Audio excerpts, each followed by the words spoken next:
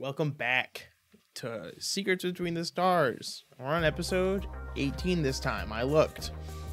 My name is Corey, I'm your GM. Let's go around and meet our players. Start left. I'm Marcus. I play Valia, the operative sniper. My fun fact for today is that Valia likes her coffee black, but with just a little bit of sweetener in it, a little sugar.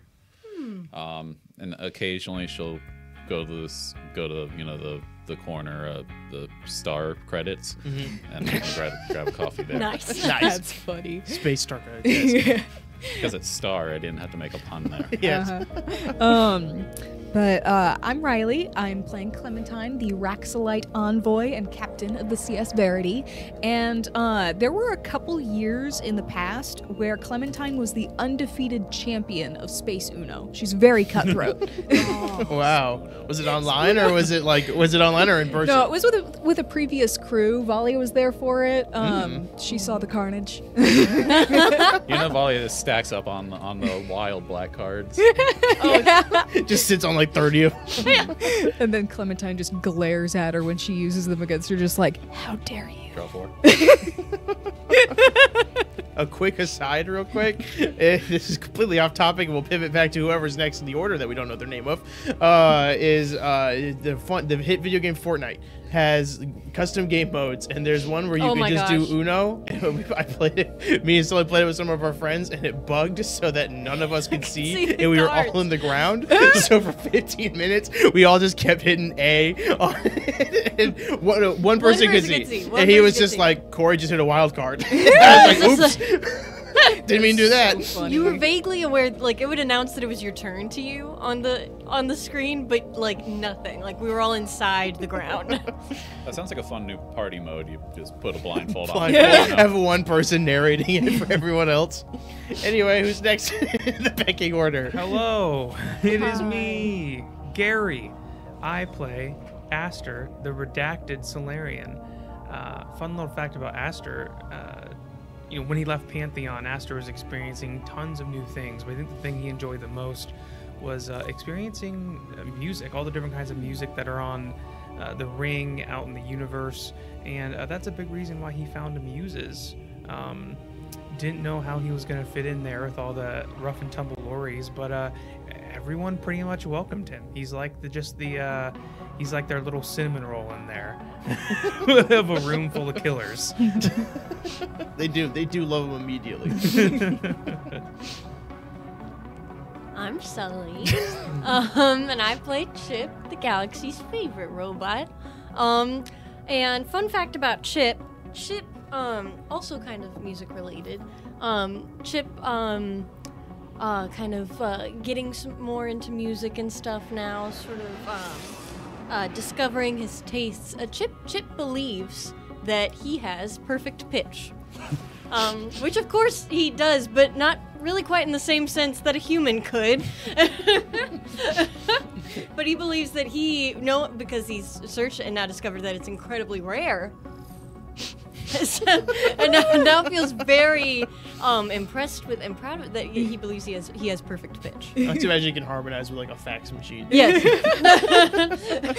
A modem. It's like those little like a TikTok where they're making like I discovered I could sing for the first time. Like he started over, he's like Very dramatic, big reveal. It's Right. just all I have chiptunes perfect music. pitch. Chiptunes. dude. Chiptunes. Chip Is has it- like built-in auto-tune. exactly. The ring is a nice place to get a lot of music because it's no longer on the disc. Oh my god. Awesome. Ever give it up for Marcus? Give a round of applause for Marcus. Hey, what happened last episode? I'm Corey, I'm your GM. I don't know, but it won't top that. My fun fact is Miran actually invented Tetris but didn't know it. He played it for 10 minutes, thought, this sucks, and stopped playing it. That's funny. But, speaking of last episode, we had one of those. Episode opened with everyone getting some sleep for the first time in a little bit. Clem had a dream where, more of a memory again of seeing her Uncle Senrif inviting her to her first job as a Lori.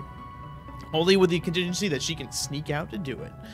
After having a nice little trot through that, Aster had a dream where he met a big coral man, and he was kind of not cool. And alluding to the fact that he also made the same deal that Aster did with his sword hilt. And also implying that Daphne possibly knows something in relation to all of this. Chip hung out with Pepper. Chip made Pepper a coffee that was flawless. And she really liked it. After everybody woke up and had some conversations, things got a little tense when Astra came up with the conversation, with Aster getting defensive and unknowingly pulling out his sword. Her Pepper told him to stand down after talking about her dead brother. After some flying and a couple more hours of rest, they find the destruction site of where the black holes had opened up. No other ones had opened up, but the one thing I've noticed is that there was a pipe right through the middle of the actual open hole that was untouched by the entire opening of a black hole. Gizmo realized that Mirren's shop was right outside the blast zone, and that's not a good sign considering the outside the blast zone was not particularly safe either. Rushing to a shop, they found him buried under rubble, and as they began to dig him out, a sniper shot at them and 2 other cops. After getting in a little kerfuffle and realizing that Mirren is actually pierced through with rebar, they were able to cut him free, get out before the sniper got taken down by anyone, and fly away. As they were all recapping and discussing, catching up with each other, Clementine had the realization that they might have destroyed the ring to collect more souls to get fuel for the ring itself. That's where we are now.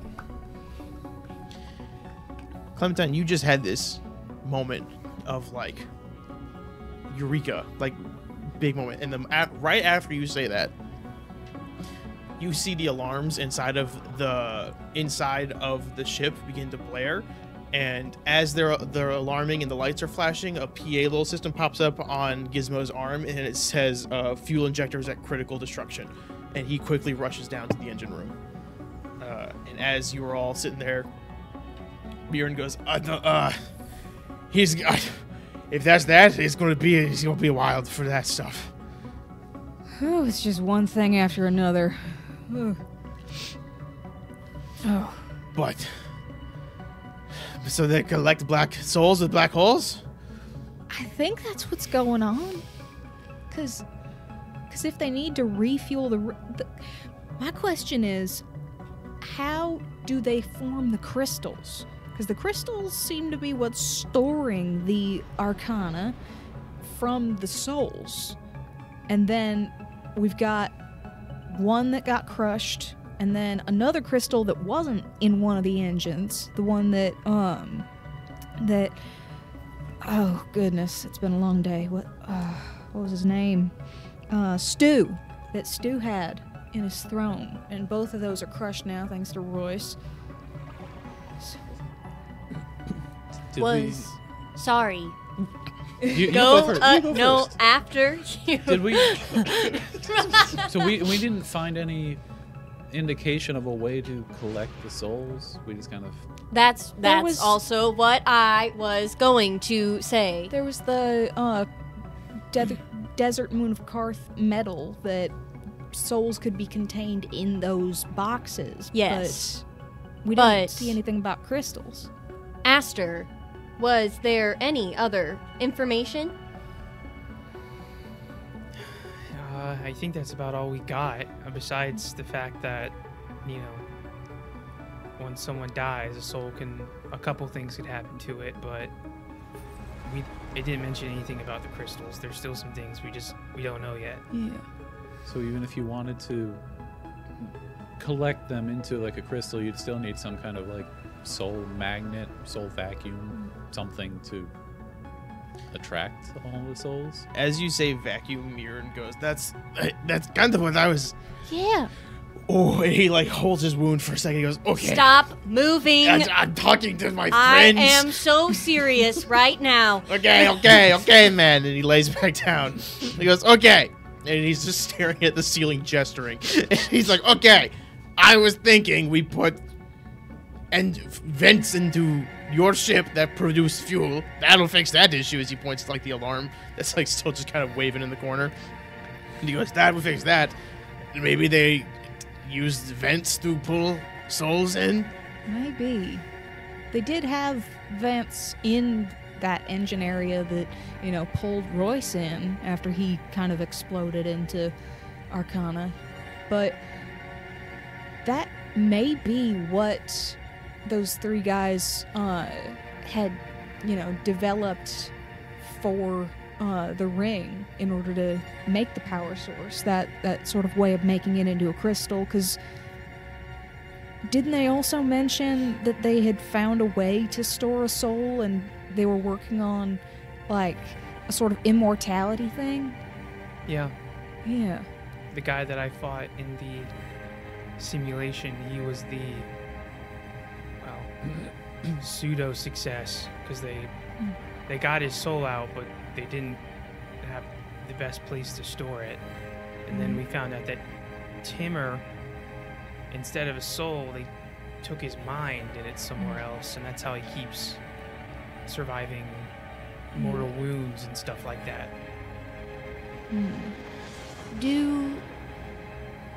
And Chip is gonna kind of look over to him.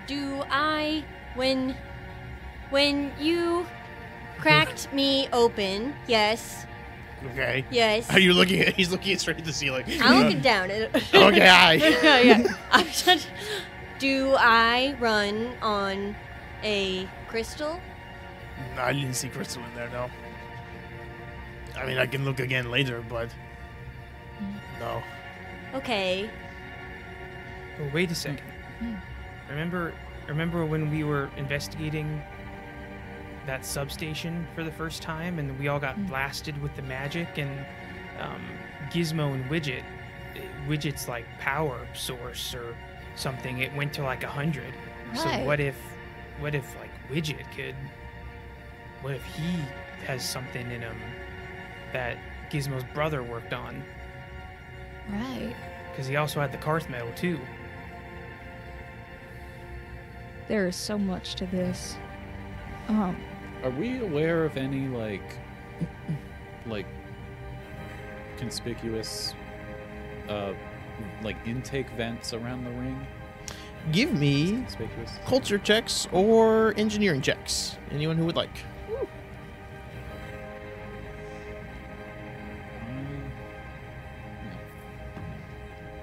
Not great. What did everybody get? I got a 6 on the die for a 17 or 18. I got 5 on the die for 15. Cool. So you guys, did you two roll or no? Well, I hadn't, but I was gonna let. I guess. Marcus came up with it. You can so fish for a 20. I was gonna let if you want. Marcus. Can you tell our engineer isn't here right I mean, now?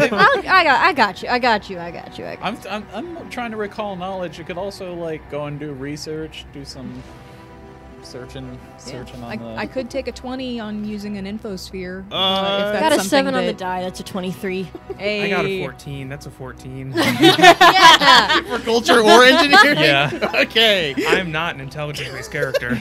Fun fact. We got 2 out of 3 of our smart people. With an immediate thinking over of it, you can't recall any vents or large collection systems, but it's not impossible to think, since they have that technology already, that they could be putting it either. They could just make massive vents, or they could put them throughout the city.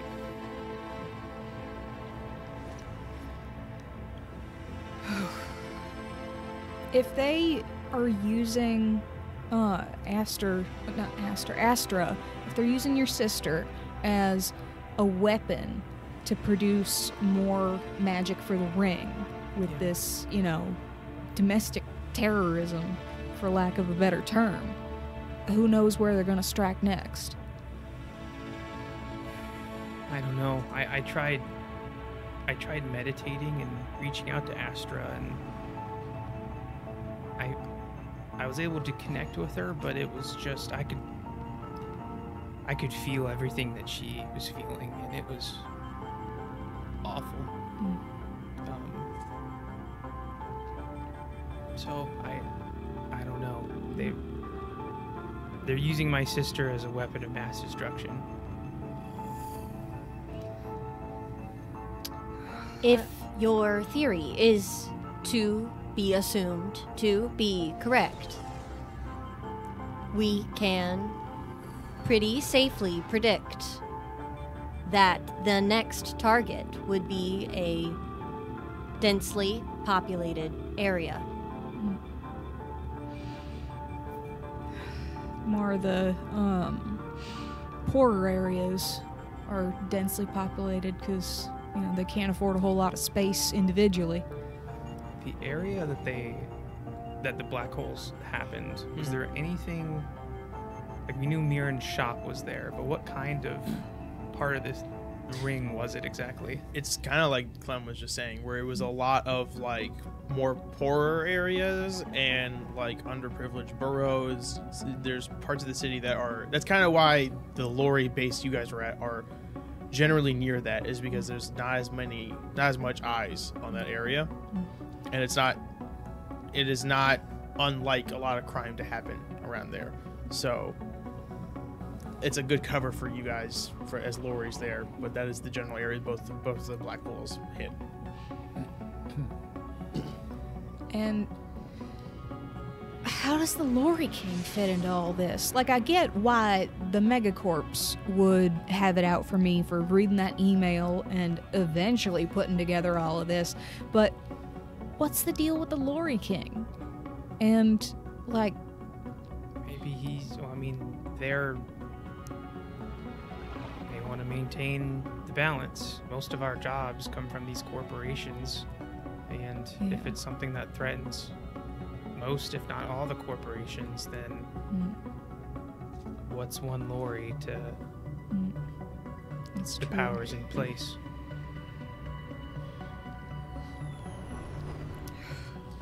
As you guys are... Oh, go ahead. I was just going to... I don't have anything to say.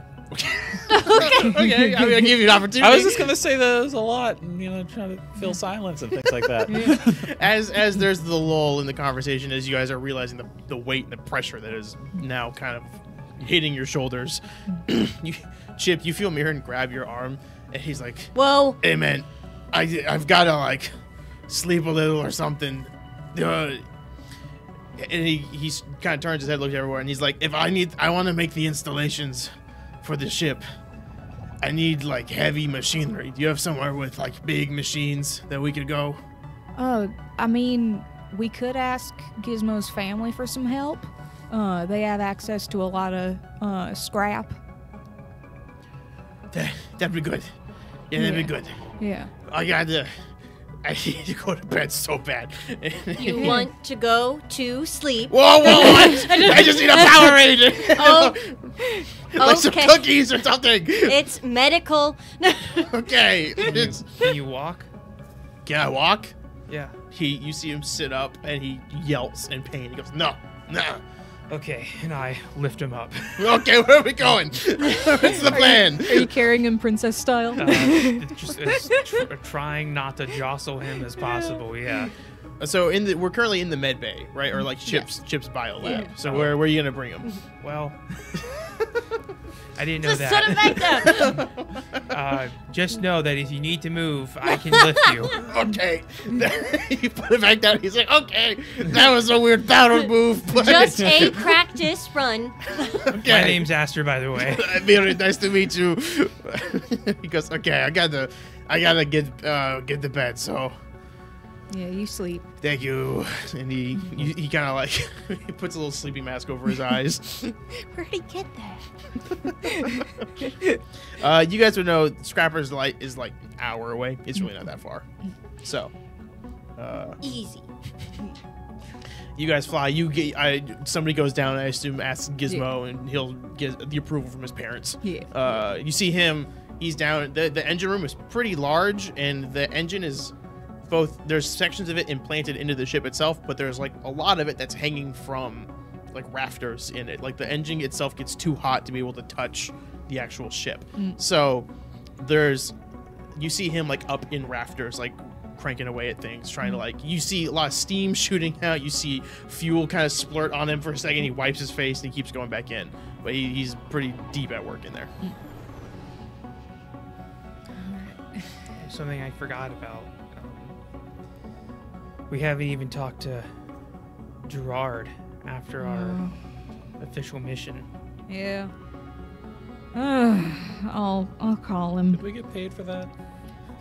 No, I mean, he haven't doesn't yet. know that we're done, I guess. So I'll give him a call. I Go mean, ahead. what's he gonna... I know he kind of has us.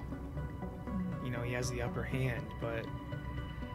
I mean, there's so much information to tell him, essentially, and we can't really do anything about it. Yeah. Gotta do what you gotta do, I guess. So I'll try and, you know.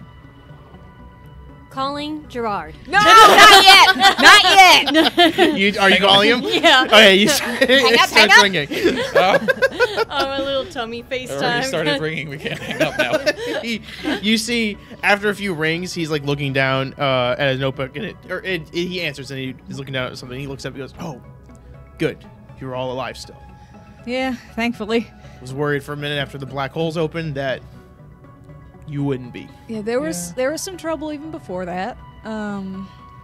Timmer showed up. Okay. Yeah, and the there was a lot of stuff. There was an infestation of some gross squid things that tried to put their spawn in us. Yeah, and Unrelated. it's true. I'm discussing the hazards. Foul.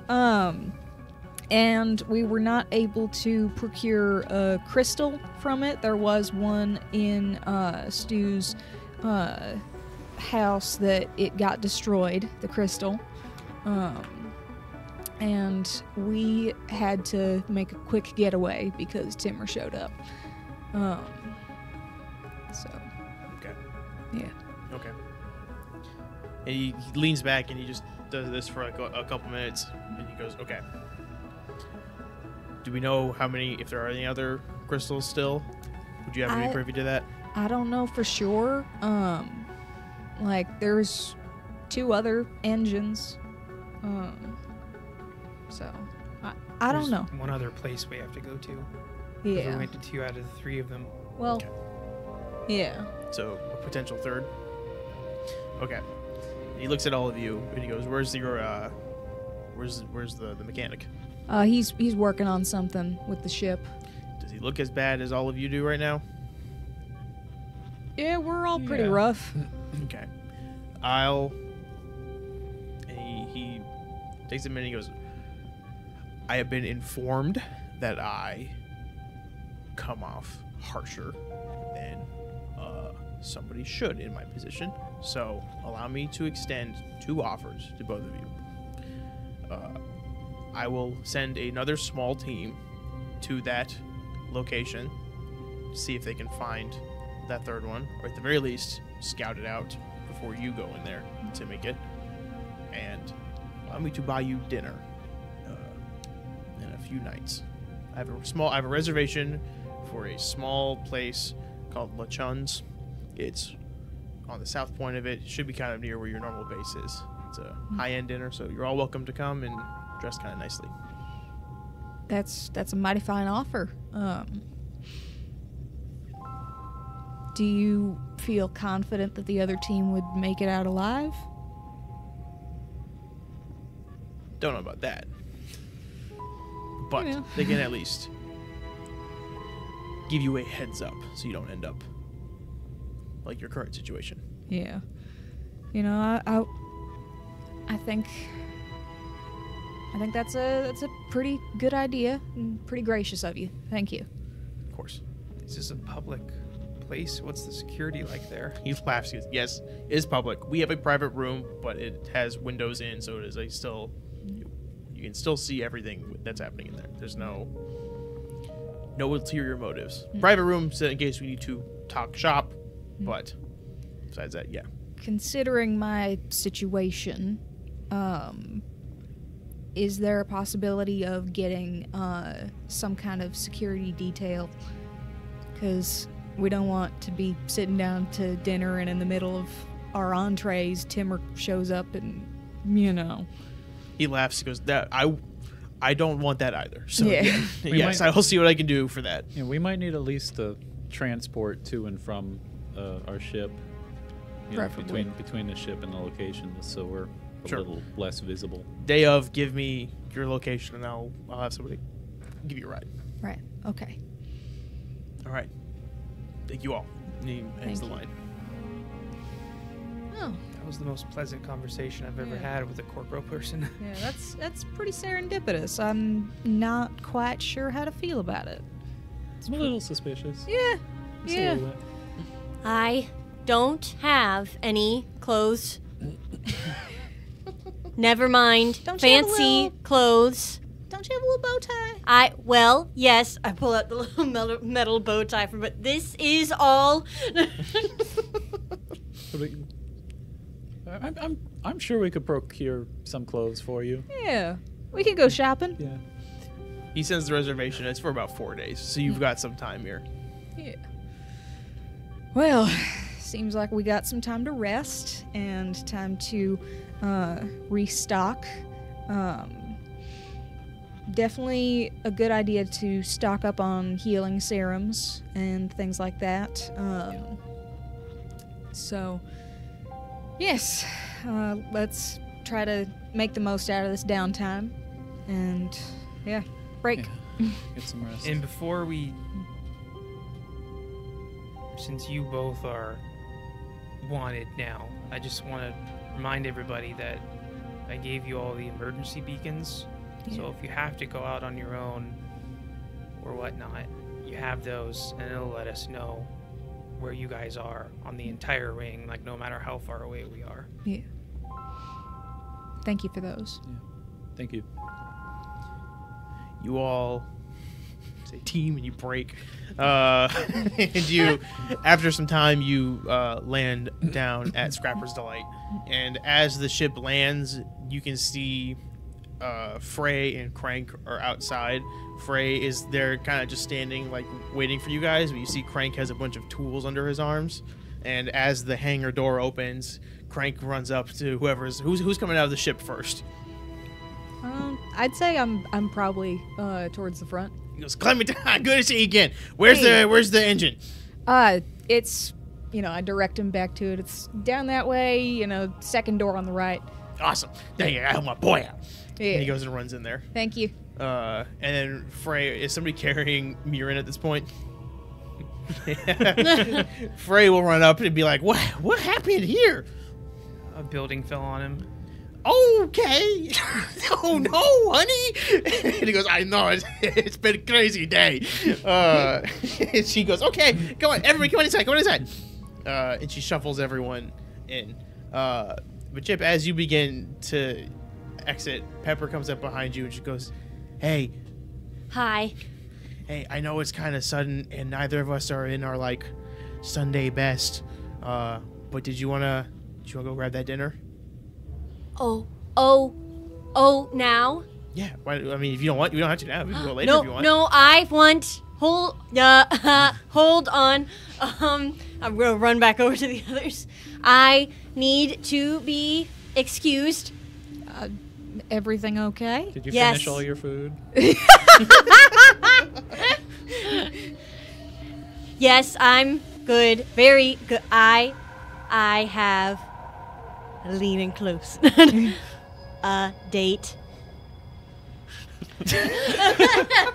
I'm assuming that's a facial expression for you. :D.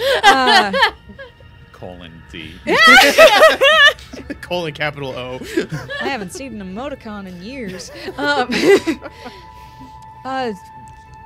Yeah, I mean, how do you guys feel about it? You got the emergency beacon. We trust you. Yes. Just come home before your curfew. I'll be back before dark. It is dark outside already. Don't matter. I said. I said what I said. Be back tomorrow before dark? sunrise. I'm walking up. Hey, as you walk up, she's pulling up her comms and she goes, "Okay, cool. I got us a couple train tickets, so we should be good." Sounds cool. Very, very cool. You hear me in the distance. Don't forget your bow tie. Make good choices. Don't do anything I wouldn't do. You begin to walk, and you guys are just kind of chit-chatting for a bit, and you hop on a train, and it takes you like about 15 minutes down, and as you go, she goes, okay, it's just around the corner here, and you walk around the corner, and you see a restaurant. It's called Caged Inn, and it is a jambalaya restaurant. And as you walk in, you see behind the counter, working away at a large pot, is a large shrimp who's stirring this huge pot of jambalaya. And as you walk in, you also see the hostess there. It goes, hi, how many? 2. It's okay, perfect. Come on, follow me. And she leads you guys. Ooh, thank you. And she leads you both to a booth. A booth? Yeah, booth. Is that a good? She's gonna pull out her chair. She leads you to a booth. I'm sorry. You walk over. That's fine. We got other avenues here. So you guys sit down and order drinks. And she goes, okay. It's kind of been crazy the last few days, huh? Yes. Yeah. To say the least. Yeah. What, are you holding up okay? Yes. Okay. Are you actually? I'm mostly fine. Okay. Nothing to complain about. That's good. Anything happening magic-wise? Circumstances are certainly different. Okay. I don't know how much you have picked up from the crew, but it's becoming more apparent I may have a soul. Largely unusual for my kind. Yeah, have you ever met another one of your units? No. Yeah, they don't act like you do. They've definitely got more stilted responses and are kind of more of just like a GPS unit. Oh. Yeah. You can, but that's... I'm not very good at directions. It's okay, I'm not either. She pulls up her phone, and you see that she had like a little GPS the whole time for walking. Did we ever check to see if you could change Chip's voice? Like, did they? I don't think so. They got a British setting and a like Irish Siri. Yeah. Toy Story 3 starts speaking Spanish. Oh my god. She was, yeah, no, there's not a lot of other units like you are very unique in general, but you are the most like a person. Thank you. And a very good person. Thank you. You are a very good person. Pepper. She kind of like looks down. She goes, "Thank you." I'm just gonna like casually put my hand on the table. I'm just setting up. It's not. I'm not doing anything yet. I just want. It's just there. Okay. She goes, "Yeah, I don't feel like a good person always. Kind of with our line of duty, and then I felt bad for what happened with Aster. Taking my hand off the table. The vibes have changed. She goes, yeah, I felt kind of bad for what happened with Aster. I didn't want to like upset him that much. Aster is clearly going through a phase. Something is different. Yeah, he looks more gaunt too. Such a dramatic reaction is not typical. Yeah.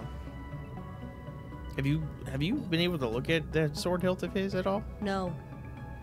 Okay.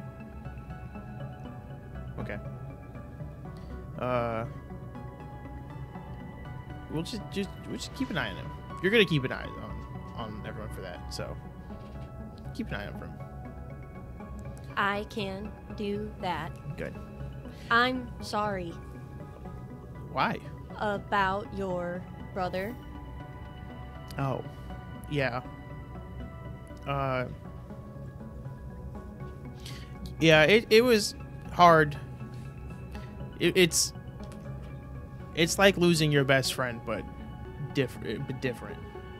It's like having a person that you were there your whole life is suddenly not.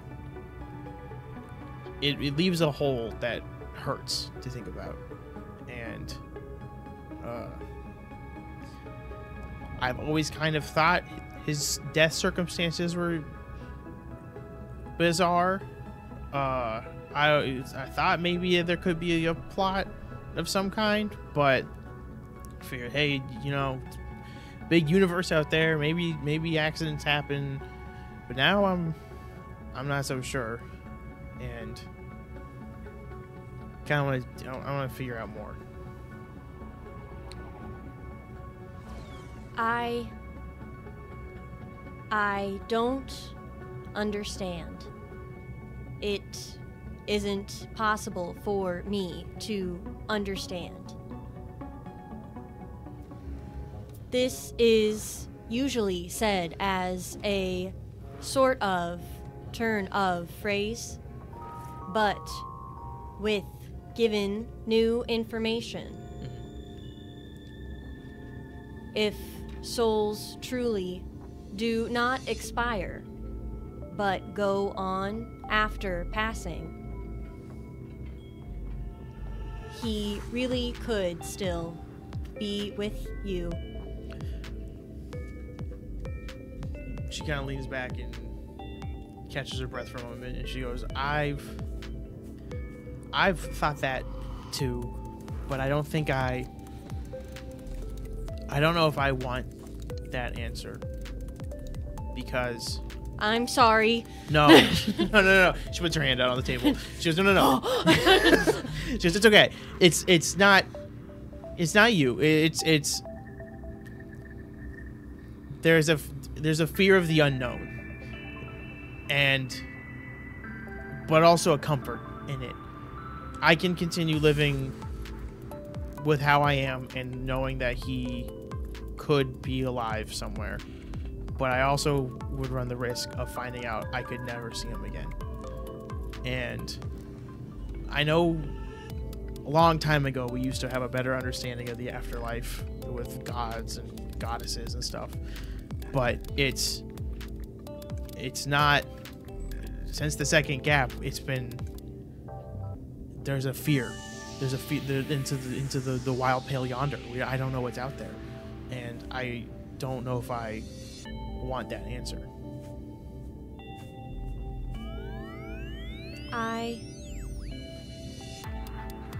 I struggle to understand. You cannot see him now. A chance of seeing him again hurts you.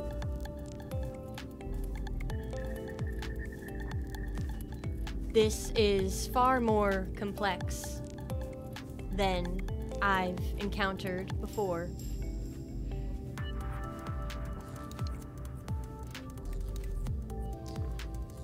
I'm sorry. Thank you. I truly wish I knew more. Well, we might find out more with whatever else is going on. I've been trying to read more about magic and stuff to see if I can learn and help in any way I can. Try to get my own senses of what's going on, but I'm not finding anything. A lot of theories. They used to say you have to like have a thing to cast a spell, but you've been doing that without things to cast spells. That's so weird. It's ridiculous. I think Chip has a thing. Oh my god. She goes, yeah, well, it's all right. We'll figure something out. And hey, I'm for the most part, I'm all right. Maybe you could be. Never mind. Hey, watch this. I'd make some sparkles. As you do that, the waitress comes back up with a bowl of jambalaya, and she puts two bowls, like one in front of you. I wave it out of the air. Puts it down and goes, here you go, darlings. And then she There's walks a fly. Your robot's sparking. No refund if it's a fly. And you guys sit down and you start eating. And as you finish the meal, she'll pay the person, and she'll go, actually, I had one more thing before we go back. I think I saw something on the way here. And you guys get up and leave the restaurant. And as you walk down the street, you find a small, not quite a park, but it's like a little grass block, like a little clearing. And she goes, yes, this is it. And she walks up and she takes you by the hands and like kind of holds you in close. She what? And she goes, let's dance. Okay. Give me a culture check. Okay. Okay. I practiced for this. I invested so many points into culture on my level up. Okay. Oh, that's good. It's a 19 on the die. Woo. That is going to be a total of a 35. With a 35. This is La La Land. With a 35, you feel her start trying to kind of lead, but you see where she takes one misstep and you're able to quickly pick it up. And you are now in lead of this dance. As you two are dancing and spinning and laughing and having fun with each other, and there's not been a time since you've come online that has felt this fun and at peace with someone else. In general, you have not had this much fun or felt this much peace, but you're now able to share that with Pepper. As we're sort of dancing, I'll kind of start to say, I've been doing my homework. I have researched top 5 romantic dance moves for beginners to try. She goes, all right. And he's doing all these as he's reading them out. He's like, the slow dance, the dip, the spin, and as he's like walking through them, kind of trying to make her laugh. She's laughing and she goes, that's good. Try the dip. Try doing the dip on me. Okay, hold on. I imagine Chip just like from his like hip joint, just like forward, like. Give me a culture check again. Okay. As you try to dip her. Okay, 15 on the die, so that's gonna be a 31. 31. You dip. She's laughing and she's having fun, and she gives you a little kiss on the cheek. Immediately sparks. He's smoking. He's She's whoa. Hey. As you guys dance and have fun, you get the train back to the ship. It is now well past your curfew, and as you are taking this train, you see she's falling asleep from the heavy meal, and she kind of falls asleep leaning on your shoulder. I'm frozen. I'm not moving. Joints locked. Oh god, he's frozen. I have to reboot him. I imagine after a while, A technician walks by and goes, is your robot okay? Better than ever. With that, you guys exit this train, get off, and it is now, I'll say it's about 2 a.m. Frey has cooked you all a very big meal and is everyone's been kind of bandaged up, and Mirren she put him like in the big guest bedroom upstairs. And she goes, well, you're welcome to stay in here if you want, or you can sleep on your ship where your own beds are. It's up to you. And she sends you all off to bed. And with that, you guys have now a few days of downtime. Gizmo will come out and relay that it's going to take him a few days to actually get the ship fixed. And then within that, it should take Mirren maybe a day or two with some heavy medication to actually be able to kind of get up and start working again. Then he'll be able to go and help Chip.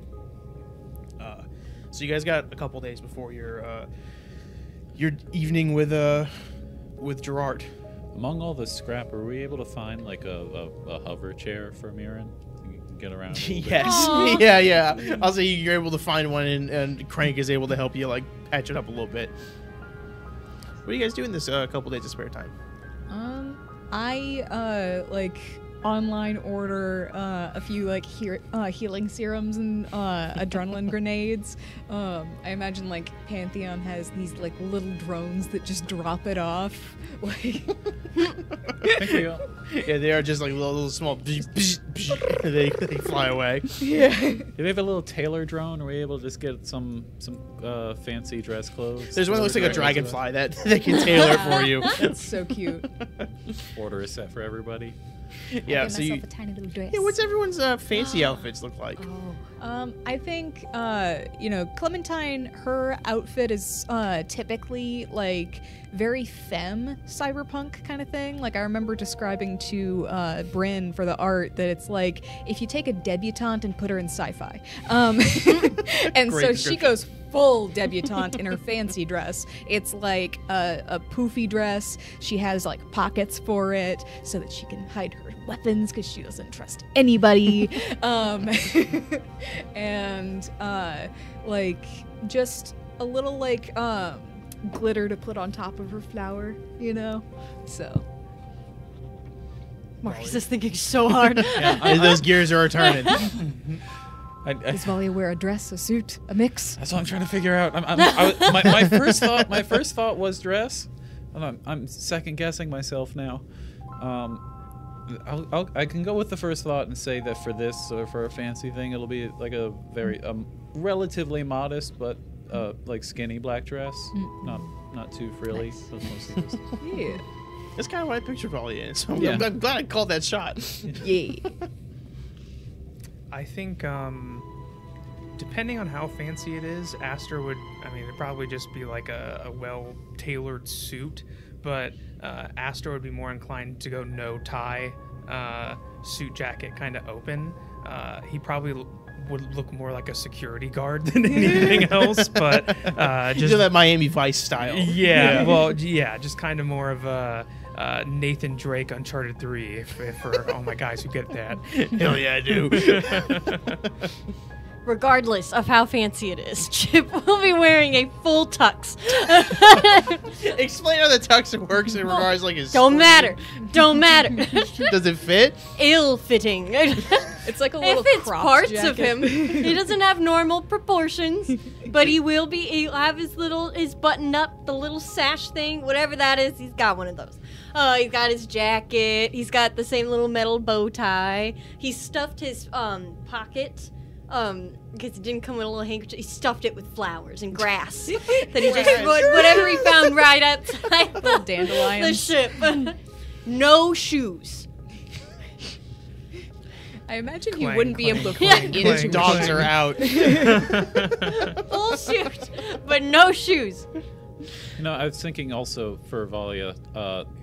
No shoes. None. Join me. Black dress, but with enough, like maybe a little jacket and some things on the top, enough to be able to hide a few Firearms. Yeah, a firearm or two, just a few necessary supplies. because Valia has she's the not going biggest out without purse that. known to man. It's very long. Shaped purse. It's a collapsible. You all get dressed up. Gizmo is unfortunately not able to make it. He is still working away inside the ship. And as you all are finishing getting padded up and ready, Frey walks out. She goes, "Oh my goodness! Everybody's looking so dapper tonight. Well, thank you. What's the occasion?" We got a meeting with our boss. He's taking us to dinner. Ooh. So might as well dress fancy. All right. Well, have fun. There is a big black limousine outside. I assume it's you. Yep, that'll be us. You guys see out the window is a large hover car that has like the back door open. You just see neon lights inside kind of flashing, and a nice red leather sofa in there as well. Right before He's we trying to leave, I impress just us. want to walk really slowly by Pepper's room. I'm not gonna say anything. I just like walk, make sure I'm walking right by it, and I'll just say, "We'll be back later. Let me see. Fancy times." Yeah, she sees as you see, she was like look at the desk, kind of looking over some papers and stuff, and she looks up at you and she goes, "Oh, ooh, very nice." Thank you. I like your ladybug as she points to the grass that's in your in there. You can have it. Oh, thank you. Try not to miss me. And I run. Clank, clank, clank, clank, clank, clank, clank. You all hear See ya, doll. sprinting. Is that? And he shrugs like, is this doll. working? That's so funny. See a doll. See Bugs Bunny. Oh my god. You all enter the limousine and you see that there's a driver who has the door open for you. As you all get in, he closes it behind. There's no free drinks or anything in here, but it is a very big and like plenty of space for you guys to sit around comfortably. I'm gonna say too, Volley is gonna change her hair color to be black to match all that. Ooh, very nice. A little hair That's dye. real nice, Volley. Thank you. Yeah. It's a special occasion, hopefully. Yeah. You guys pull up to the restaurant and you see it is like chiseled stone on the outside. It is the sign is painted on the building itself. There's very fancy pots out on either side of the door with trimmed bushes, and as they're tailor-made. You know, gotta take them in. They have to sew them together. The hem on that one's a little funny. Yeah. As you guys step into the restaurant, you see it's very quiet. It's like a dim light in there. There's lots of what seem like well-off couples or families or some gatherings of people that are all enjoying their time. And the hostess goes, "This way, please." Was there anything around the outside of the building? Otherwise, other. If you want to give me perceptions or cultures, I'll give you some information. All around. Wee. Wee. This culture is in reference to corporations, by the way, for your stuff. You got a 25. 25. I also got a 25. 25. I got 10 total. 10. And you said that if it's a culture, it is related to profession, so I Yep. could get my bonus. Okay, so that's 17 plus 15. So that's 32. Yes, thank you. With Aster, there's buildings around, and they stand. Chip and Valia, you see that there's no signs of anyone guarding the outside. Does not mean that there's not security. He said there would be security, but there's no outside of like basic security cams. You don't see like snipers up in buildings or any guys in suits hanging around corners. Clem, you notice all that too, but as you walk inside, you notice that a few of the patrons are looking at you all as you walk in. And with a 32, I'll say that one guy adjusts his coat, and you can see that he has a firearm in there. And it is like a standard issue firearm. It's not like a store-bought one. Okay, so getting the vibe that they've got like security planted throughout. Okay, Yes, that's the vibe. Cool. Hey man, you like can't 4 make years your ago, own. you could buy a rifle at Walmart. Yeah. Store bought is Just a thing. imagine like the. Don't tell the, Nick like, I said this. He gets so mad at me for not knowing my terms. It's when you buy the mass-produced one versus when you go to a local like family-made gun store. Yeah, the great Homegrown. value. A homegrown Glock, yes. If you can't make your own, store bought is fine. It's The never a difference dot. between Cheerios and Weedos, is it? Mine are all rescues. A rescue pistol. It's like Adopt, don't security shop. over like scratched off of it. In the arms. This one's got trust issues. It's a bunch of like, sad crying guns behind chain link fences. This is the most American we've ever been.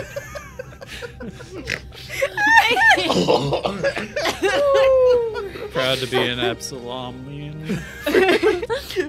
For 3 credits a day, you could sponsor. Oh my god. Oh, that's so funny. I'm currently fostering one We're seeing if it plays well with Timmy. until he finds his forever You home. know it's gonna be a foster failure. Yeah. Mine was a stray. Oh man. All right. Well, back to this. You guys.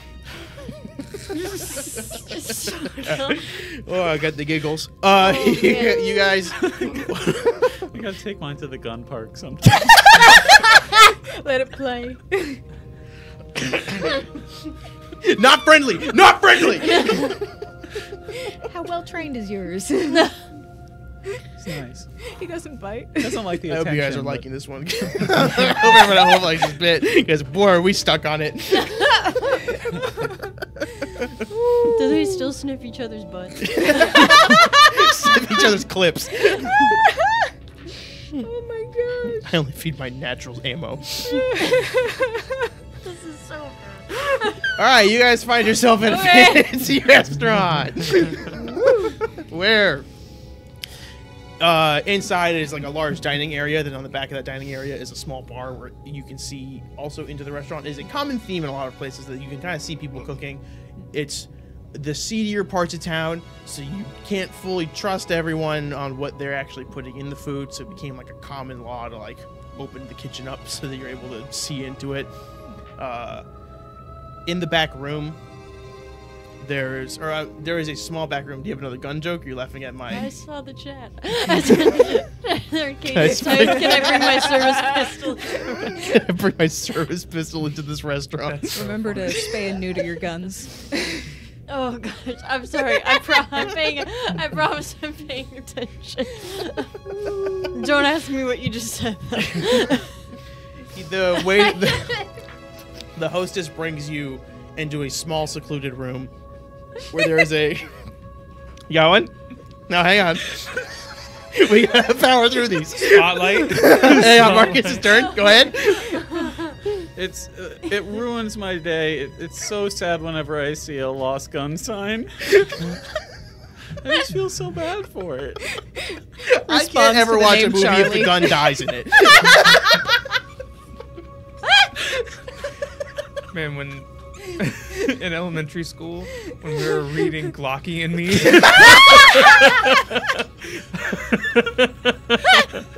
Where the red clip grows. Of magnums and men. Oh my god. Woo, send this. I'm gonna take care of the magnums. Old Colty. Oh man. Oh my gosh. Somebody send this clip to Nick. He'll get a real kick out of this one. Okay. Woo. Oh my god. Okay, everybody, be cool. Like a minute. We're doing a show. Focus. Okay. Professional. We're getting in it. All right, you're in a restaurant not run by a giant shrimp. And Gosh darn it. as you walk, I walk out. as you are led into this private room, there you see like one of the walls is a window that peeks into the actual restaurant, so visibility is very easy. At the opposite end of the table, sitting at the head of it, is Gerard, and he stands as you all enter. He goes, "Welcome, go on in. Please sit down." And as you all take your seats, you see that there is one for Gizmo there, and he goes, "I assume He's can't still make it." busy. Okay. Yeah. Hope your ship gets fixed soon. He sends his regards. Yeah. We'll send a doggy back home for him." And he goes, "Okay. I just wanted to extend my gratitude for the amount of work that you've done, because both you have all put your lives at great risk for my gain, and I recognize that, and you have given me a lot of valuable information. And with the recent attack on the ring, I will be able to move up in this world a lot more, which means better things for you all as well. But I did want to give my thanks. So he gestures to the menus. He goes, "Select anything you want. I will cover it for you. You can bring home anything that you want as well." I order the biggest steak. Like it's twice my size. It's 5 feet tall. I feel like we both order one of the like Flintstone steak or. Oh my gosh! Yes. From a dinosaur. Yes. Chip begins, but since his little taste monitor is basically like a little CD-ROM, he starts taking the breadsticks and like mashing them down so that he can feed them into the little slot. Oh, thank God it's not too fancy that it still has breadsticks. Yeah, no. There's garlic breadsticks too, so it is yeah. nice. Good stuff. What's Aster getting? Just seeing them with 2 giant steaks. Aster probably has the most normal looking, like, steak, mashed potatoes, little bit of vegetable. He is not a super adventurous guy. I was so scared. You're going to be like a gallon of milk. Well, I didn't say what I want for drink. As you all get your food and are just chattering among yourselves, making small talk, Gerard will go, for my final bit of gratitude, if you need anything that is a rather expensive buy, I am willing to cover that cost if it means to forward our business. So if you need something for your ship, if you have the need of something to aid you in general that could aid a specific mission, I will provide one thing to aid you with that. So you don't have to give me that now if you don't want, but I will. If you want to call in, I can get that done for you. Thanks. That sounds great. Thank you. Of course. Do I get any suspicious vibes? You can make me a sense motive check. Clem always gets suspicious vibes.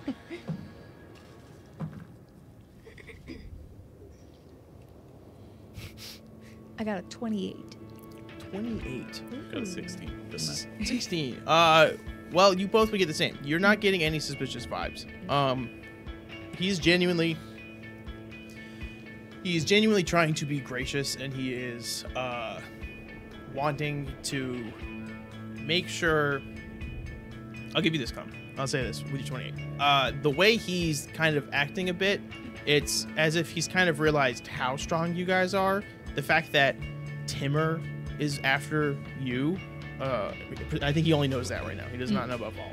Yeah. So he knows that Timur, of all people, is after you, and that you guys have discovered this stuff about magic and have been able to keep it under lock and key. He, as far as he knows, again, he is gracious and appreciative of that. Okay. Well, I gotta say, I really appreciate your appreciation. Thank you for doing this. It has been a lot of work, and I'm glad that we can have this sort of exchange. I am too. Thank you for all of this. And he'll wipe his mouth and he'll stand up and he goes, "I've got the bill already. I'm going to head out. I don't live particularly close here, so it'll take me a while to get home. The security will stay until you all leave. So, All right. thank you all." He excuses himself and he leaves. Is there anything suspicious about the room? You can make me we'll say perception or a sense motive again, or yeah, Look at these two. Oh, never mind. You're worried too. yeah, either of those. Nat 20, baby! Nat 20. Yeah. Aster doesn't notice anything. So that totals out to 33. 27. 27. All right. You both will say that there is nothing. And with your nat 20, 100% confirmed. There's nothing suspicious in here. There are actual armed guards outside, but there's no like bugs or cameras or you don't see anybody outside like kind of like reporting into anything. You just seems like a genuine appreciative thank you. All right. Can sit back and actually enjoy this giant steak. Well, it's always a little off-putting when bosses show genuine appreciation. It is strange to see him in any personal light. Yeah. But it's a good reprieve at least. So You all enjoy your nice meal, and you're all dressed up a bit. I start feeding all the little, like, you know, like the pats of butter that come, like, when you wrap it in the little gold wrapper. I just start, like, shoveling them in. It's the perfect size. It's beautiful in there This now. is incredible. After some time, you all get up and leave. You see the sun is just about fully set, and you all start heading back towards The limo still out there, so it brings you back to Scrapper's Delight. I will bring some extra breadsticks with me. Okay. You do that. You have a little Best doggy bag. Thing that I tried. You have a little doggy bag for Gizmo's like food as well. And as you guys pull up to Scrapper's Delight, you all get out of the car. But like you all give me a perception check. No. Bad. Well, okay. That 20 again! Woo! Yes! Okay. What everyone else get? Not in that 20. 31. 31. 25. 25. Don't worry about it. Okay. Very full. Clem, as you all get out of the car, and just before the sun fully sets the darkness, the lights aren't quite on outside the gate of Scrapper's Delight. You notice there are footprints from all of you guys leading towards the car, but there is a more fresh set of footprints leading back into the house. They are boots. Eyes up, everybody. Somebody's been here. I'll ready my arm gun. You all begin to ready up. You see the footprints go right up to the front door and walk right inside. As we approach, I'm getting my gun out. I'm ready. You all open the door. Who's going first? Me. You open the door, and at the table, you see Timur sitting, and he's got a little cup in his hand, and he's just finishing a swig, and he goes, "Ma'am, this is the most drinkable coffee I think I have ever had in my life." And as he says that, he locks eyes with all of you, and he goes, "Oh, the guests have all arrived." I use token spell. And all I'm going to do is give the bottom of his cup of coffee a little tip, and I'm going to spill it on him. He stands up, he starts patting himself, and as he does that, you see Frey run up too and get a napkin and start dabbing at him. He goes, she goes, I'm so sorry, man. Sir, I don't know what happened there. It happens to everybody. It certainly does. Is it just you visiting? Just me. And Frey goes, "Oh, you all know each other?" We had a run-in. We're acquainted. Yeah. Did our old friend give you trouble? No, he's been very nice. He's should he? And as you say No. that, I'm talking to Timur. Oh, like, right, did Timur. our old friend? Timur. He goes, Frey, why don't I step outside with some of everyone? Do you have like a building that we could possibly conduct our conversation in? And she goes, "Yeah, we've across the scrapyard. We've got like an old mech factory that you can use." And he goes, "All right, perfect." And he stands up and he goes, "All right, everyone, let's go talk." Aster is not taking his eyes off him for 1 second. Everyone, give me another perception check. Woo. DC's low on this, I'll tell you that. Yeah, that's a lot better. Hey, come on, There Gary. you go. You guys Come on, traded, Gary. I see. Is it a 1? Oh my gosh. Timur makes her nervous. Yeah. Sweaty. My chlorophyll ran cold. I got a 32. 32. 25. 25. This perception? Yup. 27. 27. 10 on the die. 27. That one. Clem, you are too scared to like realize what's going on. But all of you do notice he does not have a weapon on him.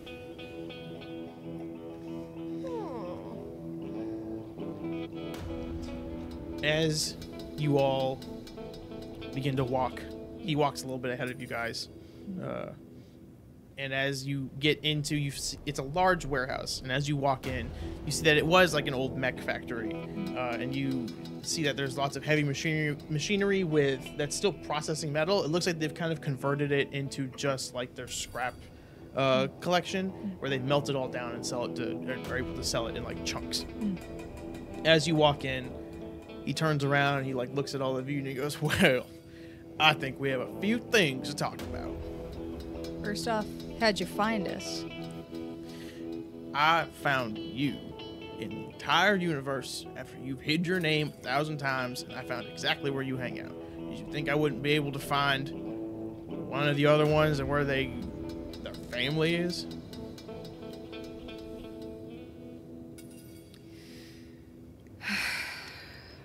guess let's skip to the point then. What are you doing here? Well, I think we know what I'm here for. You. Yeah. So, we can go the easy way, or we can go the hard way. Fully up to you guys. I prefer the hard way. I'm not super thrilled with how our last meeting went. And yeah. How'd you get the slip from old Royce? Huh, makes sense. Just keep coming back, huh? I don't stay dead. You got like a cloning factory to get more bodies? Magicians never reveal their secrets. Oh, come on. Are you a magician? He flicks a card out from Oh my his hand. gosh. What in the... You're so strange.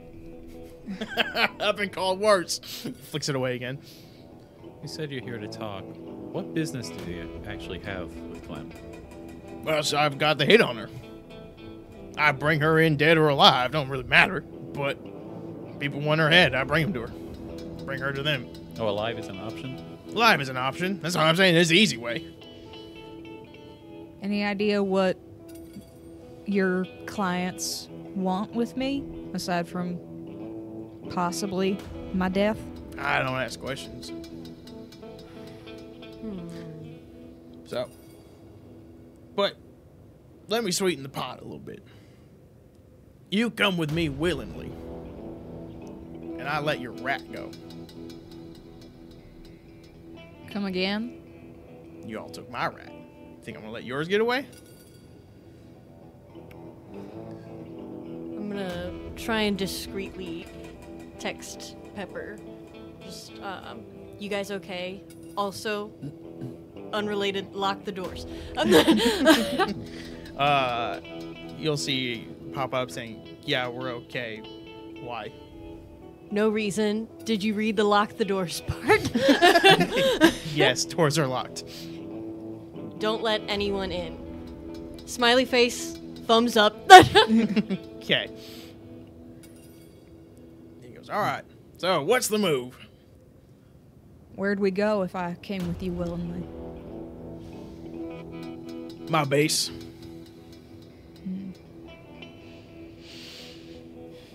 And we have like 10 minutes to think about this?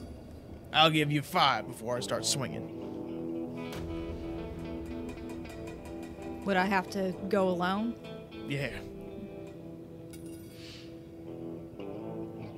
Give us a moment to talk about it in private. By all means. You see him take a few steps back. Yeah. Okay, so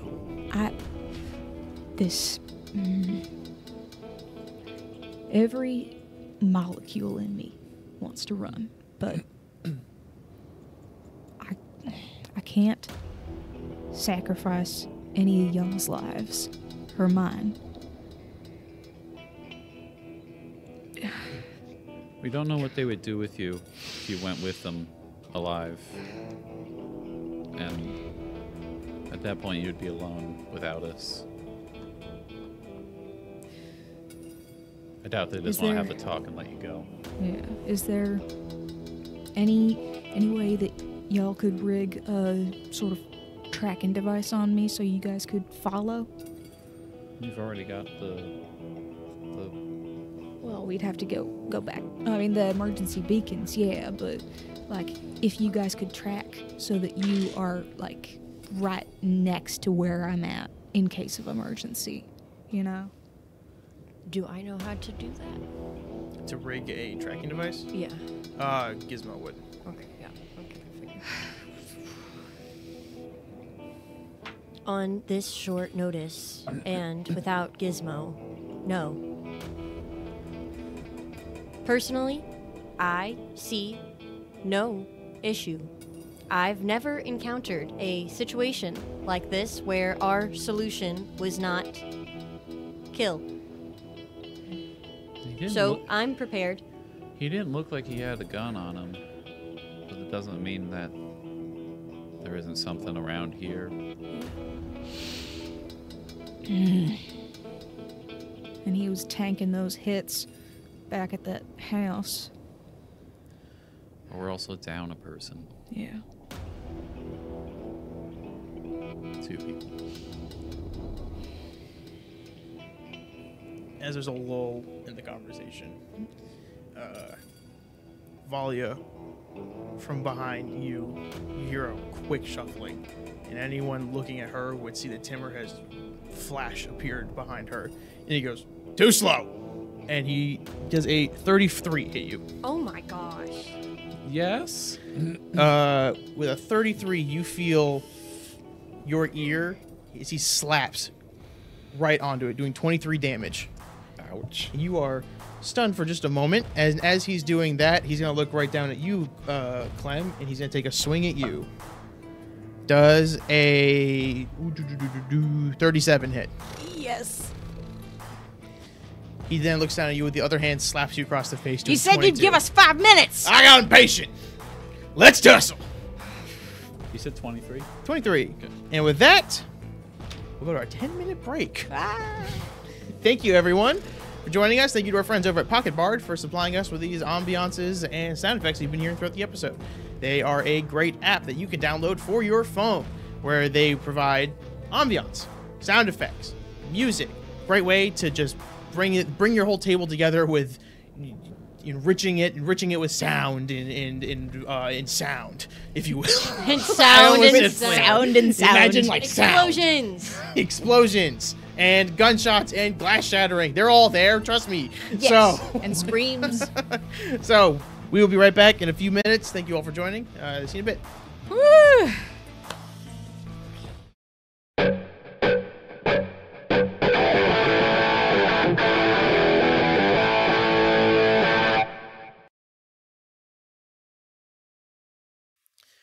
Welcome back. Secrets Between the Stars. We last left the party about to fight a cowboy. Let's go around and meet everyone and give me their initiatives.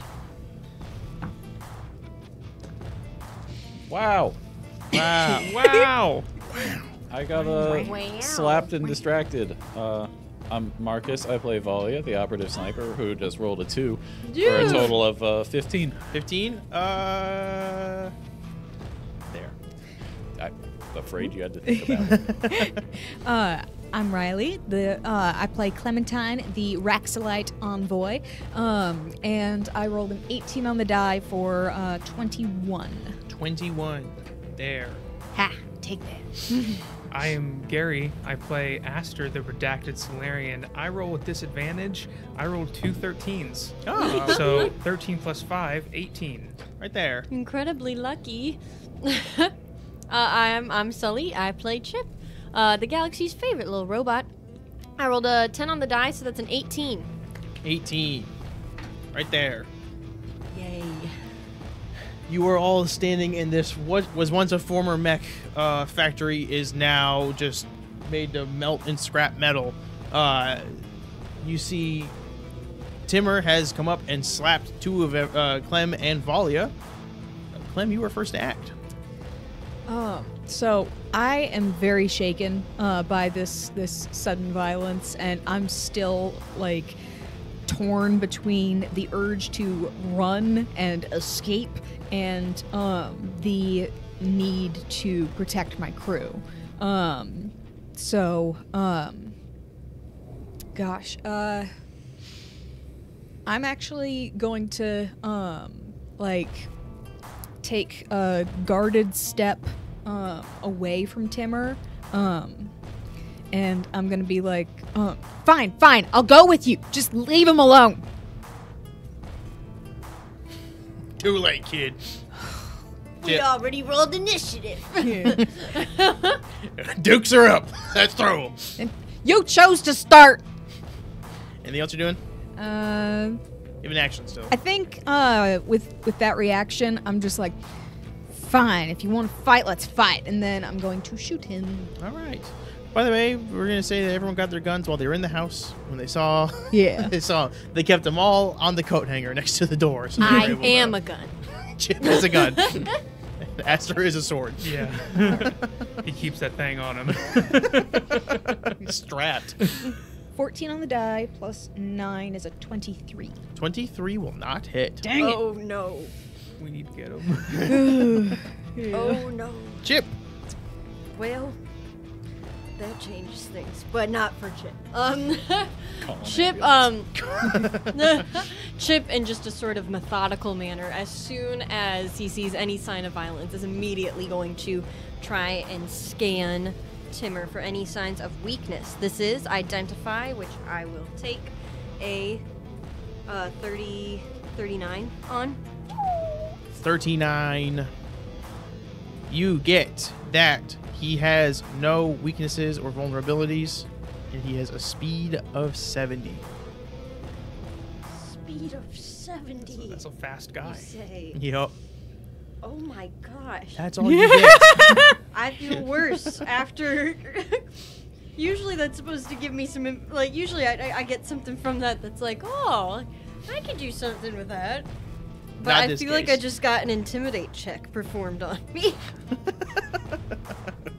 Is there anything else? Yeah, no, I'm gonna take my turn. Oh. It just keeps going. Huh? It just keeps. He's measuring that's how far his he can speed? move. Yep. Oh my gosh. Why is he so zippy? Why is he He so built different. zippy? Alright. Does he He's seem a to be freak. holding any kind of weapon? No. Okay. He just punched like that. He's an absolute terror. Man, I'm scared. You know what? I'm just gonna go for it. I might as well. I'm gonna try and use my Spark of Ingenuity. This allows me to stack 2 hacks together into one. That's gonna be a basic inhibitor and a anesthesiology inhibitor should it hit. So Okay. Good luck. here I go. You got this. It's not gonna hit. I know it's not gonna hit. This is 7 on the die, which would be a 19. Won't hit. That's okay. That's okay. As you go to aim and shoot, the syringe flies out. He's able to just easily move out of the way. He goes, "Nuh-uh, try harder." This is what I wanted to do anyways. Aster, it's your turn. Aster's gonna immediately spend 1 resolve point for the specialized use rapid moves, which gives me an extra move action. Sick. So, what this turn looks like, Okay. as I will lovingly describe it, Aster with almost inhumane speed makes it behind Timur, so I can flank with Valia, and that's 1 move action. Okay. Second move action is I'm going to immediately spend my first attunement point for Plasma Sheath. So Aster appears behind Timur, and as he draws the blade, it is immediately on fire completely, and is like, "You want it this way? You've got it." And then I'm going to make a standard attack action against him. Go for it. Okay, that's not great. That's a 4 on the die. That's only going to be a 19 with his AC reduced by 2. 19 will still not hit. Okay. That's all I got. That's all you got. As you say that, he now knows your location. You swipe down, he's able to just, like water, just flow around it. He goes, "Oh, almost got me." Not quite. As you see his other hand. He's pointing at you, distracting you with this. He goes with his other hand to hit you. 29 to hit you. Yes. 29.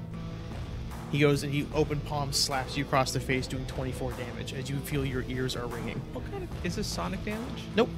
What kind of would it Just bludgeoning? physical. Yeah, bludgeoning. Okay, cool. -5 that. Yeah, it's so fine. you said 24. 24. So 19 for you. 19, And then in that same move, he's going to turn to Valia and go with the other hand, try to slap you as well. That is a 36 to hit you. Yep. 23 damage as you feel him slap and grab your ear and pull you down a little bit as you are feeling that your ear like it's gonna rip off. Oh. But he does not move. Valia. Did he let go? Yes, he let go. Then I'm gonna take a guarded step backward away from him. Okay. And I'll just fire the pistols, and I can just kind of quickly grab that and give him a shot. I miss. Miss. Still hurt. You point the gun up, and he's able to slap it down. He goes, "Come on now, a little better than that." Clem. So I am going to use my move action to do my improved get 'em. I'm gonna be like, I guess we don't have a choice. Let's take him down, guys. So everybody gets a +2 to their attacks, and then I am going to throw an adrenaline grenade back so that Hits Aster. No. I'm gonna throw it backwards so that me, Chip, and Valia are within the 20 feet range of the effect. Okay. So each of us gets an additional 10 feet to our speed. Sweet. You have to make a roll for that or no? I think you just have to make a DC 5 to throw the grenade. Okay. Okay. That's 7. Yeah, you're good. Yeah. So you all get. Was it additional 10 or 5? It's additional 10 feet. There you go. All three of you get that. Anything else? That is it. Chip. Man, turns go so fast. Without Kevin next to me playing 2 character sheets. Oh man, this guy's scary, dude. Does he have a cell phone? You might. Does he have an electrical device on him? For free, give me a computers check. Okay. Or Size and... physical science. Oh, my favorite. He is a computer. Oh yes. So that's gonna be a 25? No, 35. Sorry. They're much I different. think. Yes. With a 35, he does not have one like on him, but he has implants. Okay. Okay. You see them mostly around the joints. Okay, but I can see them? With your like keen physical eye and looking specifically for electronics, you can realize that he's got like enhanced limbs in him that are electronic. But I can't touch them. No. You could touch him. Would you consider that touching an electrical device that the target is wearing or that they are? That they are? It's like basically if they're a robot. I would allow it, honestly. Nice. Okay, Yes. good. Get ready to get wrecked then. I'm coming over there. Chip, after missing his first shot, zones in, and with this newfound speed from Clem, comes running past and goes, "Tag, you're it." This is going to be Jolting Surge. I'm going to attempt to touch him right on his hip. Just go like a. And I'm gonna him. Should all go well. This is a attack, right?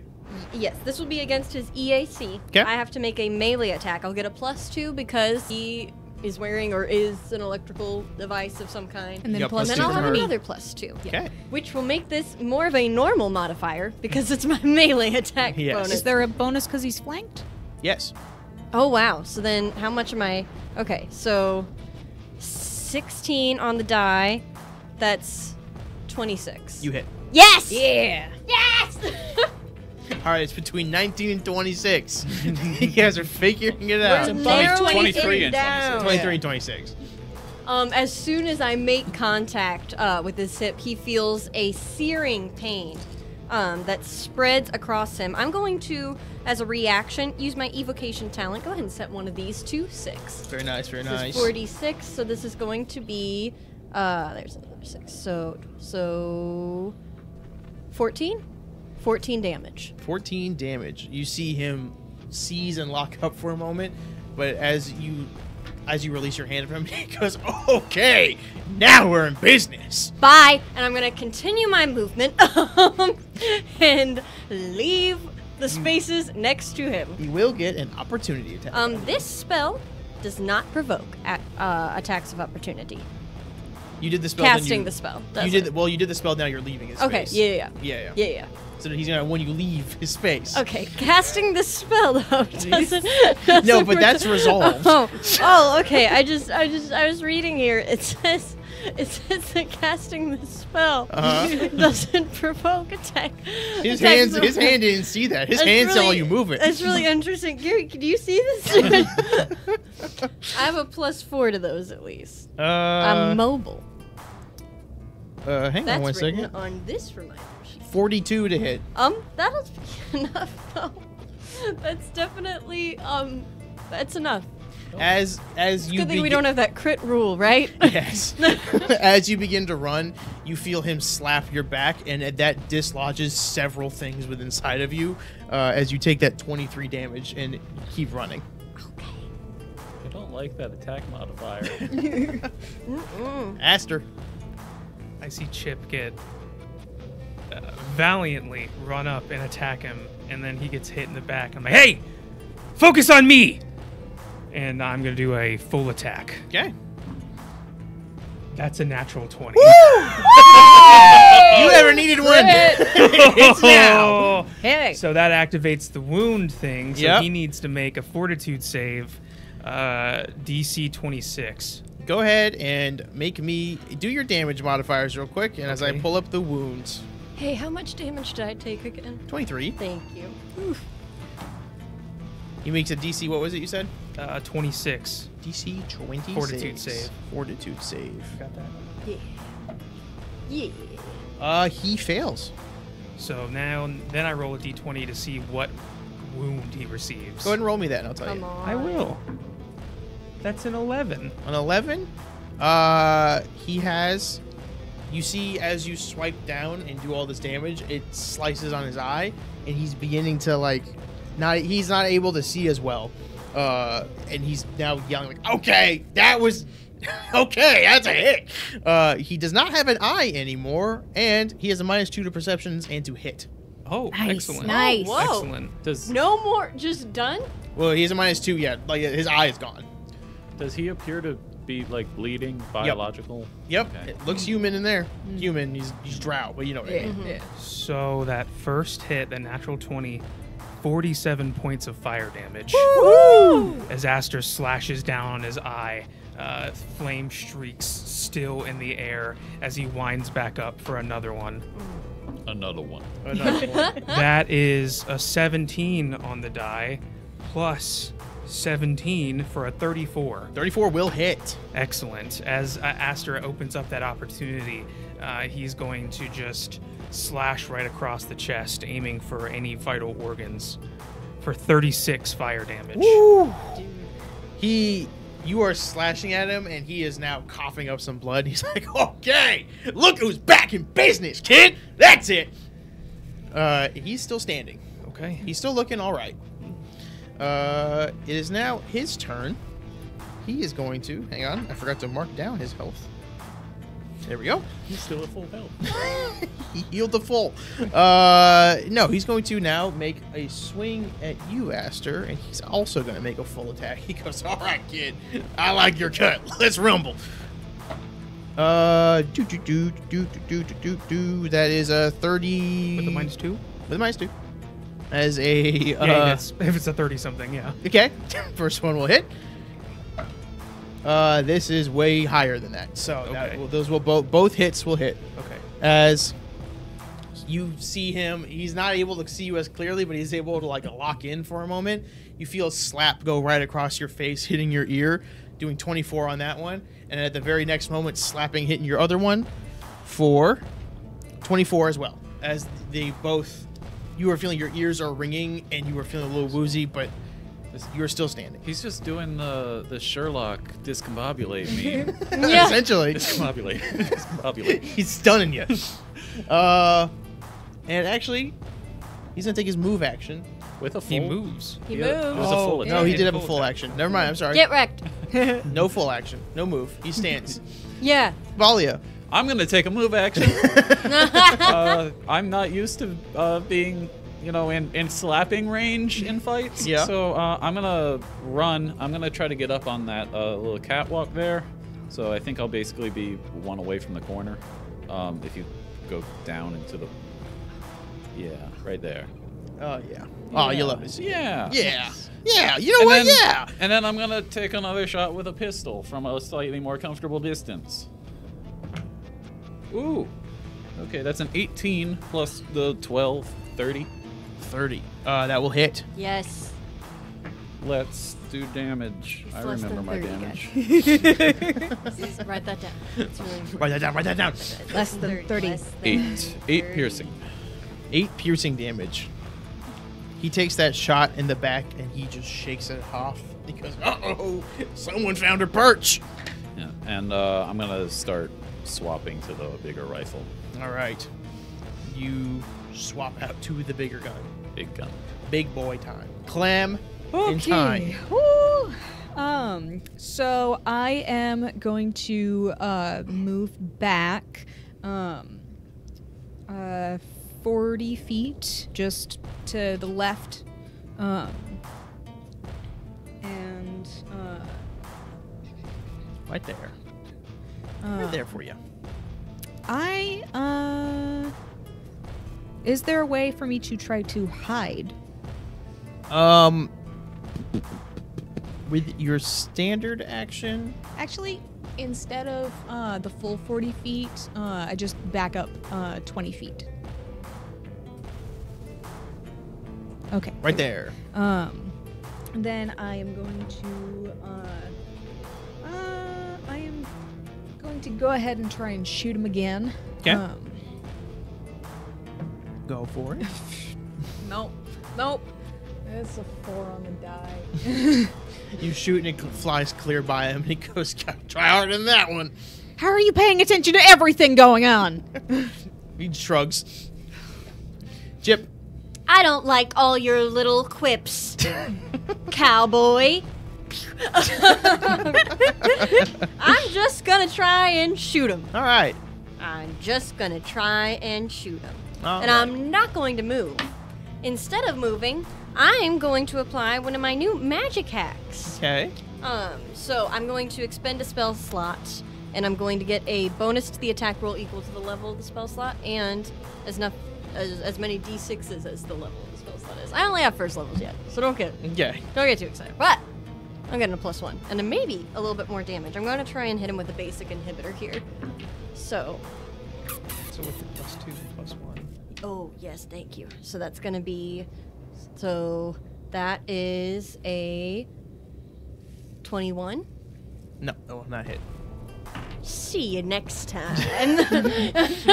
Just your brim. Aster.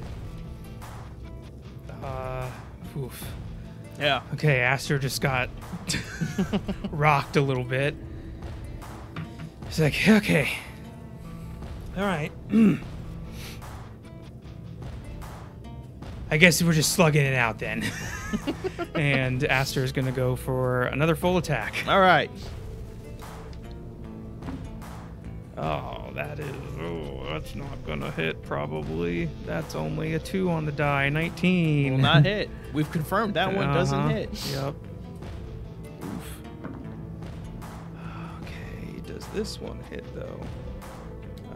9 on the die for a 26. 26 does not hit. Wait, which AC? Which AC, I mean? That's KAC. Does not hit. 26 hit before. He had other effects on him before. Oh. There are things happening. Okay. There's less things happening now. So Aster tries to swing, and Timur is just like you said, like water flowing through each attack. That's not good. He looks at you and he goes, "That was a good move, kid. I gotta do something real quick though. I'll be right back."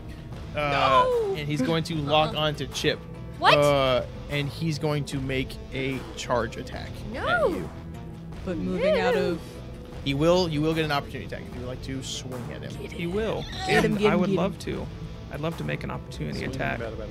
Okay, that's a 15 on the die, Okay. plus 17 for a 32. Does hit. Oh, And then yeah. I'm going to spend 2 resolve points for sudden stop. So I Ooh. connect. Oh, I yay! connect with his opportunity attack. So as he tries to go, I just fully stab him in the back with the sword. And I said, I'm not done with you yet. Okay. He sees the blade coming out of his side there, and he goes, okay, kid.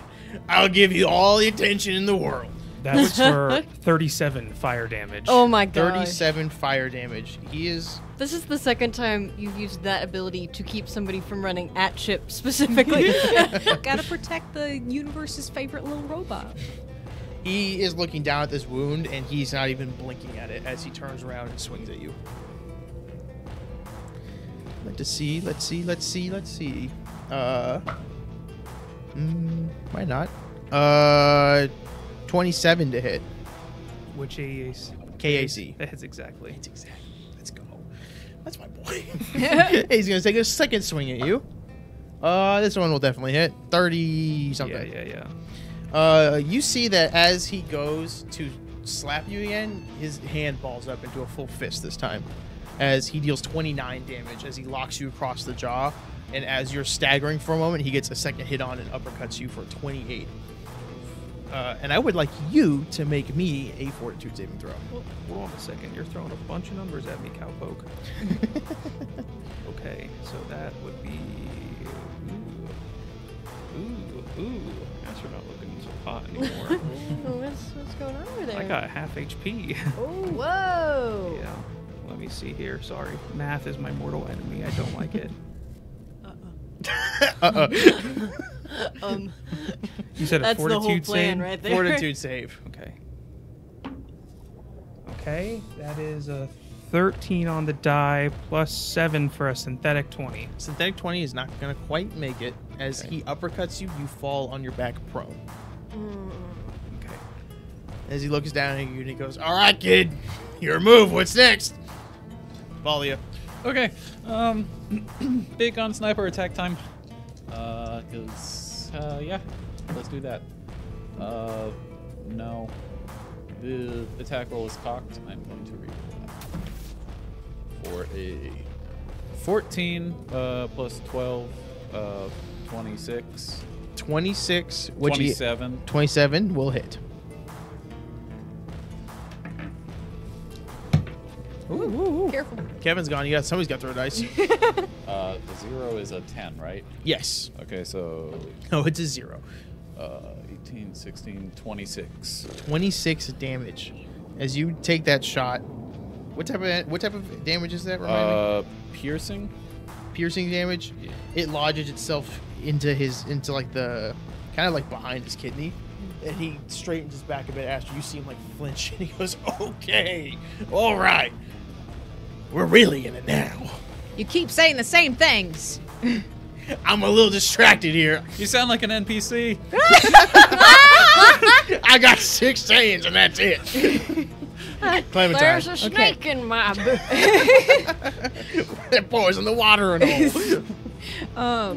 Would I be able to throw a serum of healing at Aster to heal him? You throw a glass bottle at my head. Are you trying to make it break to heal him? Or are you trying to give it to him? Like, make it break to heal him? Okay. I'll allow it, Okay. but there's contingencies. Yes. You'll need to make a ranged throw attack. It'll be a DC 10. DC 10. And Okay. what's the normal healing for the serum? Which one are you doing? I'm gonna throw a top tier one at you, so 68. All right, it'll be 5d8 instead. Okay. All right. So Bad gig. what? It's not a bad gig. Yeah. I'm giving So you a little bit here. That's what I'm gonna do. So. Okay. So that is a 9 on the die, and then ranged attack. Let's see. No, thrown attack. And from the level up, it changed to +5 because I still have my old character It sheet. beats a 10, So so yes. you're good. Beats a yeah. 10. Yes. You're good. All right, you throw it. Yes. 5d8 for Aster. Okay. Do you want to roll it? Do I roll it? You roll it. No, here. I have the power of technology. Technology. Technology. And Clem, roll me just a raw d20. Oh boy. Oh boy. Okay. That was 28 hit points back to me. Nice. 9? With a 9, a little bit splashes onto Timber. He gets that one. He gets that 1d8. No. He gets a little bit of health back. That son of a gun. And he looks at you, tilts his head, and goes, "Thank you." I wasn't aiming for you, you snot. He winks at you, Ah. or blinks. Oh yeah, he's only had one eye. He was temporarily blind. We should have hit him during that one moment. Chip.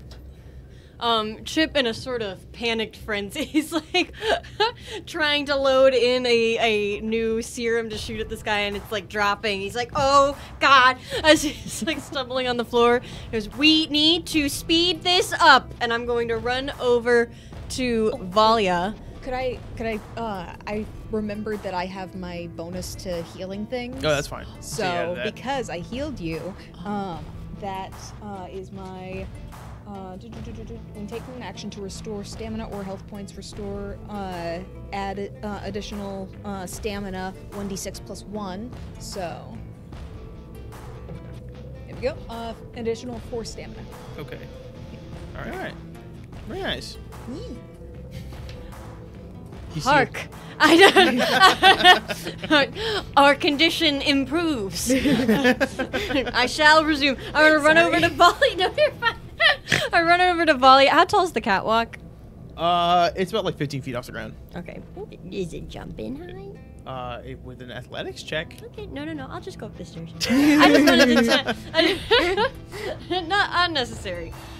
Chip just, with reckless abandon, starts charging up the stairs like a toddler, where they run with their hands and their feet up, clambering just to go and tap on Valia's gun. This is supercharged weapon. Ooh. So, should the next attack hit, that will be 4d6 additional damage. Tasty. And I go, that one! Fire! Aster, it is your turn. So move action to get up from prone, right? Yes, half your speed. Aster is going to not physically get up, but using his fly speed as if he's the Undertaker, just full up. Oh my God! How tall is Timur? He's like 6'2". Aster's a little taller than him, so just Aster's get back 6'3" and a half. Suddenly, there is And he always big has boy back up right behind him, and he's like, "That was cute." Could say the same thing to you. Die. Damn, okay. I could be wrong, but I think they're flirting. I think Chip knows a lot about that. That is a 10 on the die, plus 17, 27. 27 will hit. Excellent. Guys, it's less than 27. 32 fire damage as Aster tries to aim for the head again, that weak point in the eye, and slashes across his face. He's looking worse for wear. I can tell you that. Someone might be part shark. Get him in the eyes. Oh my Taking him gosh. down the peg. Get him in the nose. Anything else? That's it. He's gonna look at you and he'll go, "All right, okay, all right, this has been fun." And he's going to throw a punch at you. Gonna hit 40 something. And With a -2? -2. Screw this guy. I'm gonna need you to make me another Fortitude saving throw. Okie dokie. Or actually, no. I'm sorry. For this one, it'll be a reflex saving throw. Oh no, that's worse. That's a nat 20. Woo! Dude. You feel with that one punch, he was able to like kind of knock you back a little bit, and as if you would have been like gone flying, but you're able to like ground yourself, stab the sword into the ground, and hold it, and get back up. And he looks down and goes, "Oh, that's pretty cool, kid. Gonna go." And he's gonna start moving again. You can take an attack of opportunity. I will. Hey. I would love to, actually. See, I was really hoping that was another nat 20. That's a 17 on the die. Yeah, you'll 17, 34. You'll hit. Let's see. 33 fire damage. And Disasters. was the like stopping him thing a resolve point or a You critical can. thing? I learned you can only use that once per day. So yeah, I already used my shot. Makes sense, But makes 33 slashing fire damage. He's not looking awesome. As he books it over to Clem. He's gonna be standing right in front of her. I'm in Actually, he's danger. gonna be standing around her. I'm I'm in danger. And that is Valia's turn. Well, it's a good thing Clem is pretty small. Yeah. So I'm gonna take another shot at him. Chip's right over your shoulder, just like hyping you up. You got this. No! No! Everything's bad. No! No! That was like a yeah, no flat-footed, and that's a 6. So no, and 18, 19 isn't gonna hit. Not gonna hit. So many 19s. That will. He ducks behind you, or behind Clem, and as you have a clear shot, Clem's head pops up in the sniper scope, and you have to like quickly pull the gun aside. Don't fire! Don't fire! Clem, Okay. you've got a little Western boy right behind you. Ooh. Let's see. I am going to take a guarded step back away from him, and then I'm going to shoot him. Okay. You keep away from me! And that is a 15 plus 8. What is that? 23. 23. Did you add your +2? Plus my +2. Not gonna hit. 25? Dang. 25 is not gonna hit. Dang! I'm startled by him. I'm just like, you get away from me! He goes, I wish I could, but you just keep me coming. Chip, Ew. relax. Oh, jeez, this is bad. Chip, in just sort of desperation, is going to, run down the steps, screaming, "Hey, no, over here!" I'm gonna try and get as far as I can over there, and I'm going to take a shot at him just with some sedatives, but basically just trying to get his attention off of Clem. Okay. Let's see. Dude, it's so bad out here, man. It's a 2 on the die. I won't bother adding that up for you. That's not gonna hit. That's okay. It's not even my intention. I'm just firing wildly. Let me see. All right. Aster. Aster is gonna run as far forward as he can to try and get diagonal. Okay. I need to get diagonal to Timur in a straight line. Diagonal to Timur in a straight line. Got it. Like one more over. That's diagonal. Yeah, you just go one more, and then can you move them far? What's your speed 30 again? feet. 30 feet. With the 10, 15, I 20, didn't get it. 25, oh 30. Or actually, one more to the right, and that's diagonal. 25. yay! As a standard action, it didn't work the first fight, but I'm gonna try it again. Aster, the flames of the sword start to catch over Aster's body as he goes for a stellar rush. He flies at Timur, making a charge with no penalties, and I'm gonna make an attack action afterwards, Okay. meeting him and getting in front of Clementine. Right. That's a natural 20. Yes! Okay. Like a shooting star in the night sky, you see Aster run, the flames envelop, and then just flash. And then he is in front of Timur, slashing, stabbing, whatever it is. He needs to make another fortitude save. Can do. DC 26. DC 26. He fails. So I'm going to roll this D20, and then it'll determine what he gets. That's a 1. Okay. Oh, right. The wound. Yes. Oh my The gosh. wound. He is bleeding. Mm. So he'll take damage from that. So I imagine Aster flies forward and slashes right across his neck, or as close to the neck as possible. I'm gonna go ahead and roll the damage here. Oh, that was almost max damage. Oof. Okay, so let me see here. Let's do some math. For 52 points of fire damage, Ooh. Aster slashes him across the neck. He is on death's door, and that applies to all of you. He does not look like he's holding it together at all. You see a mixture of blood and sweat is drenching his face as he is barely holding on. And he begins to laugh, and he goes, I did underestimate all of you again. Shut up and die! He's going to take a full attack on you, Aster. 40 something. Will hit. Actually, doesn't hit. Actually, Yeah, it's okay. my AC went up by 30. And a 27 to hit your KAC. That meets it exactly. All right. With a fist, he is laying into you and does a total of 54 damage as he is just wildly slamming and punching into your face. Okay. And he is looking pretty rough as he then turns his attention to Clem and is going to take a swing at her as well. After full attacking? After full attacking. Oh, Screw this guy. He is going to get 40 something as well. You'll take a 23 damage. And then finally, using a resolve point, he will turn back to Aster and take one more swing. man. Rolled off a natural 20.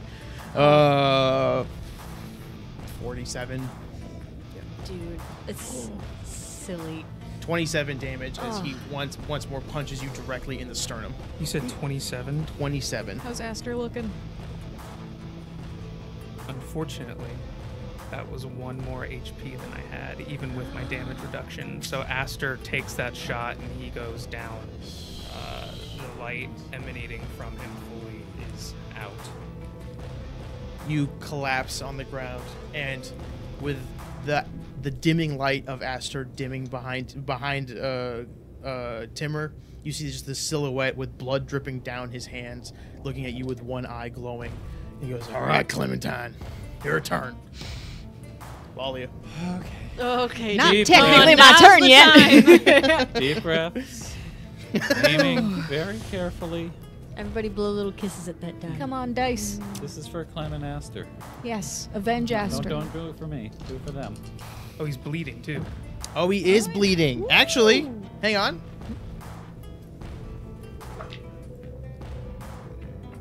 With the bleeding. No way. No way! Did we both fall at the same What time? happened here? I rolled a natural 20! Shoot him in the head! Double No, he's tap! got he's got 1 HP. Go ahead. Get him! Oh my god. Go ahead. I'll give it to you. It's okay. I shoot him before he bleeds. Yeah, he's Yeah! wavering. Okay, that's a 10. Okay, 19. That's probably gonna be, what's 19 times 2 math? 38. 38 plus 5, 6, 44. Oh my plus gosh. 8, 52, and I push him back 5 feet. Okay.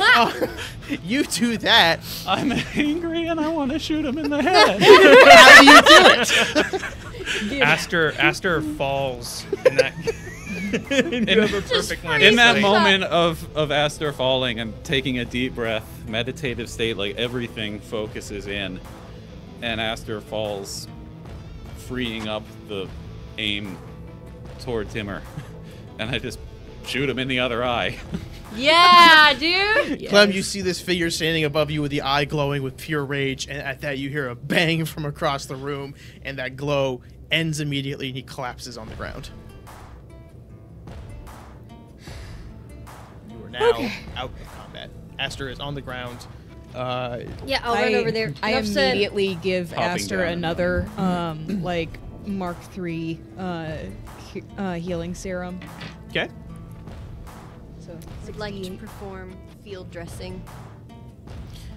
You guys Just for, do all these things. Go ahead. You can make the roll if for you a want. little something. That's only gonna be, I mean, that's 7 HP though. You healed me back to full. To full Nice. HP. All Four right. stamina. Full stamina? 4 stamina. 4 stamina. 4 okay. stamina. All right. There you go. You're back at full. Damn. Aster's Yeah. like, okay, so the bleeding got him, right? That's what killed him? Then I see his head blown off, and I'm like, oh. It's Well, still I bleeding. guess I'm like, He did bleed more.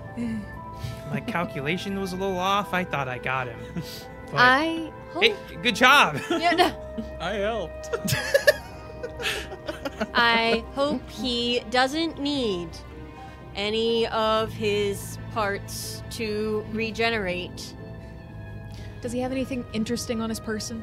Did you? Okay, first of all, did you want to check if he's gonna regenerate? Well, I'm more just making a bit. Okay. He doesn't have a face. He doesn't have a head anymore. Okay, yeah, no, he's gone. They can't recycle this model. They can't. No. What you will get after searching his body, he did not have any of his weapons on him. And he did have augmentations implanted, so you can't remove those from his body. But he did have Mark III serum, 2 Mark III serums of healing, and he had 5 binder restraints. Are those like handcuffs? Yeah. Yep. Okay. Because Aster has those. Okay. Oh. How many did he have of those? 5. He was prepared to take all of us. And yeah, that's all. You see, he's got bandoliers on them, they're to hold weapons in. So you could, if you want one of those, you can take it. But I take his hat. I wasn't gonna steal his. Are hat. you gonna steal his hat? But you should have his hat because I want to see Chip wearing his hat. Okay. Yes. So whoever's taking the hat, so Chip, I guess, There's only room for one of us. roll in me a this d20 to see how intact it is. It's just a raw d20 to see how Okay. intact it is. 11. 11. It's looked worse. It's a It little looks singed. better Singed. on me. There's a lot of purple blood in there, and there's a bullet hole. There's the clean bullet hole in the front, and then there's a bloody one on the back inside. I'm pin gonna on be a them. trendsetter. Volley, I think you should take one of the bandoliers, and then Chip, if you want the bandolier, you can take it, or we could save it for Gizmo. Gizmo's been holed up in the ship for so long now. Yeah. And I have a hat. I'm satisfied. Good all around. We might need to contact the Gizmo to make sure he is in the ship because Yeah. Oh, it yeah. kind you of can- sounded like you can- Timur may have bound him somewhere. Yeah, if you can check with Pepper to see if, I'll text Pepper. JK, you can unlock the doors now. Also, Gizmo's with you, right? She goes, okay, no, it's just Frey. Wait, hold on. Okay. On the ship with you? We're in the house. You you were on the ship. I was in the house. She was upstairs. Okay. There's been some miscommunication. When I said lock the ship, I thought you were still on the ship. You're not. Just press the remote. So you're not on the ship. You said lock the doors, and I locked the doors of the house. Okay. Okay, this one's on me. But seriously, do you know where Gizmo is? I assume the house. Okay, you're in I'm the sorry, house. I misspoke. Hang on. Now Okay. she goes, that one's on me. She goes, I assume the ship. Okay. Thanks. I don't know. I I call don't- Gizmo. I'm I call gonna send him. Gizmo. Yeah. I call him. speak No I to him. answers. text him. You call him. No answers. Okay. Can you guys make sure this guy isn't gonna? I was thinking Zombie. we could give him the scuttle treatment and Well, just make sure Chip maybe check him out and see he's not gonna get back up. If you want to make a quick physical science Yeah. check, you can. Let's see. Physical science. While So he's that's do- gonna be a. Sorry, that's a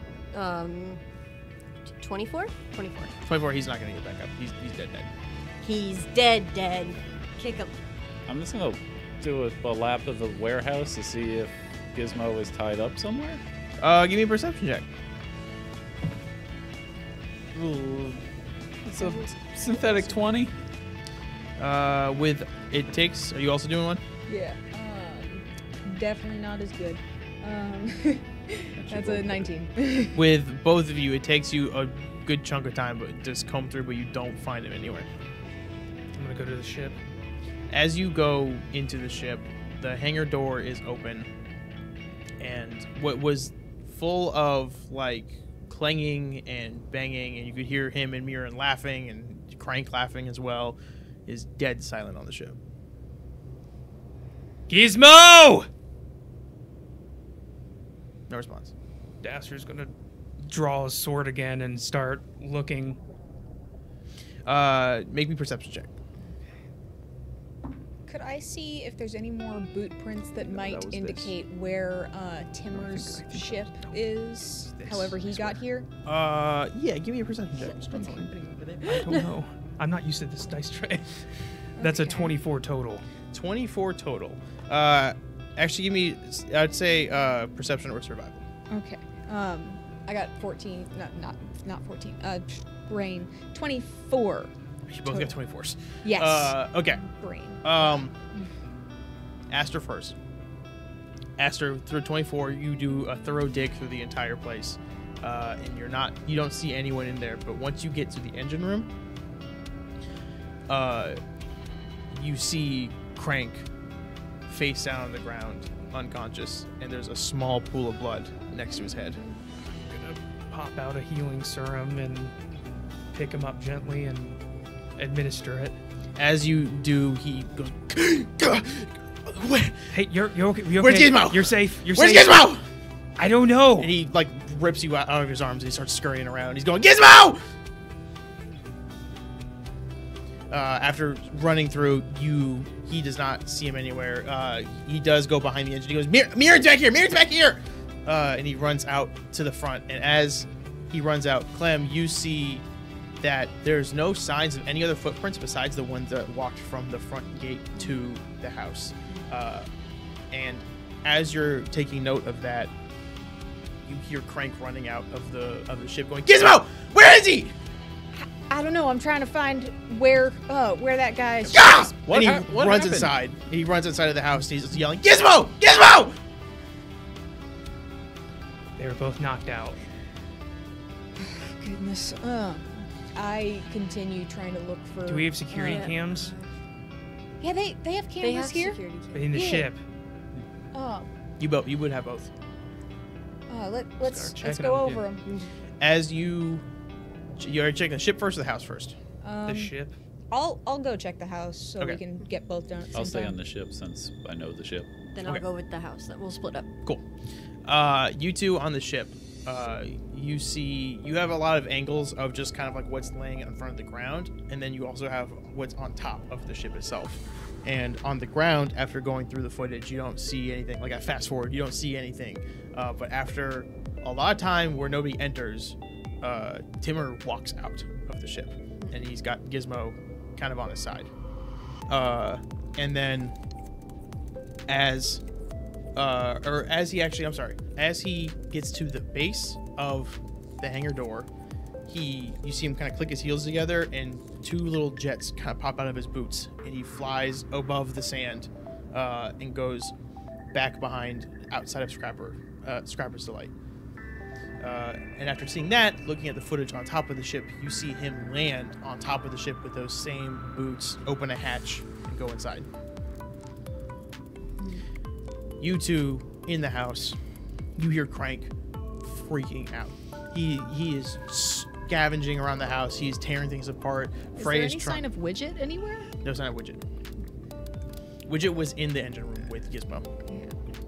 As Crank is tearing it apart, Frey's trying to comfort him, and she's like, "Honey, it's okay. There were security cameras. We can check those." And he goes, "Yeah, yes." And you see him run into like a small office that's downstairs, and you two can walk in as he's doing that, and he's flipping through, and what you see is that same thing where Timur kind of just floats down from the sky, lands on top of the ship, and after a few minutes comes out and floats across. But what you see as with Scrapper's point of view, he goes out behind a building that's across the street, and then after a few minutes you see a small pod launch off behind the building and launch up into the sky. And seeing that, you'd be able to look out the window and see that there is still that trail is still behind it, and it went through a small port at the top of the sky and is gone. I text Pepper to fire up the ship. Like it's outside of the ring? Outside the ring. Mm-hmm. He We went to gotta his- go. He went to his stupid asteroid. Oh. Okay. How are we gonna find that? Before the trail dissipates, go. Yes. Crank goes, wait, where is he? We think Timur sent him to his base. His base. Okay. So we gotta check. Where's his base? It's on an asteroid. We gotta just follow that trail. We don't know. There's a trail. We need to go now. He We looks gotta over- follow that pod. He looks over at the he looks over at the trail, He goes, "You're not gonna have enough time. It's gonna take too long for the ship to warm up and for you to get out there." He's trying to like collect himself. He goes, "Did he have? Where is he?" He's in the factory. He fought us, and we had to, No longer with us. Okay. Damn it! And he runs out to the factory. I follow him. Yeah, I guess so. As he gets in there, he's examining the corpse. Everyone give me a perception check. I'm probably going to be warming up the ship, assuming I've gotten the message. That's fine. What did everyone get? Got 31. 26. Synthetic 20. All of you see that he is crying as he's plugging it in. Anyone who got above 20. Plugging what in? He has a small computer that he's looking at the body of Timur, and he finds that he's got like a small comms unit embedded into his arm, and he plugs that in, and he's hacking into that. Okay. And as you approach, you hear him muttering, I keep losing. How can I help? And he goes, find my goddamn son! And he's typing away at it. And he, like, you see after a few moments, error codes keep popping up, and he throws it down. And he goes, I need a minute to find my son. What are you trying to do? He's got a way to communicate. If he launched the pod, he's got a way to communicate with whoever the pod goes to. There has to be a communication system between the pod and where it lands, so it knows what direction to go in the optimal way. So if we're able to remote launch it, then he's able to connect to the base. You can find where that base is that it launched to. Can I try and help you with this? Yes, please. And I get to automatically succeed on a check to assist with intelligence-based checks. All right.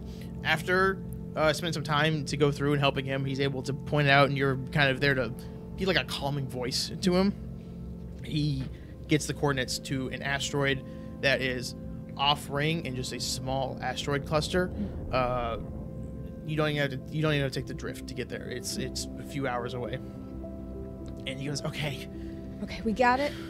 We're gonna bring him back. Please bring him back. We will. I can't. He's my only one. I know. I understand. Okay. We're not gonna leave him. Okay. Thank you. He's my pride and joy. He's all I have left. I can't keep losing them. I need you to keep. I'm sorry. And he starts apologize. It's okay. What you need to do right now is go rest. Yeah. You've been heavily wounded.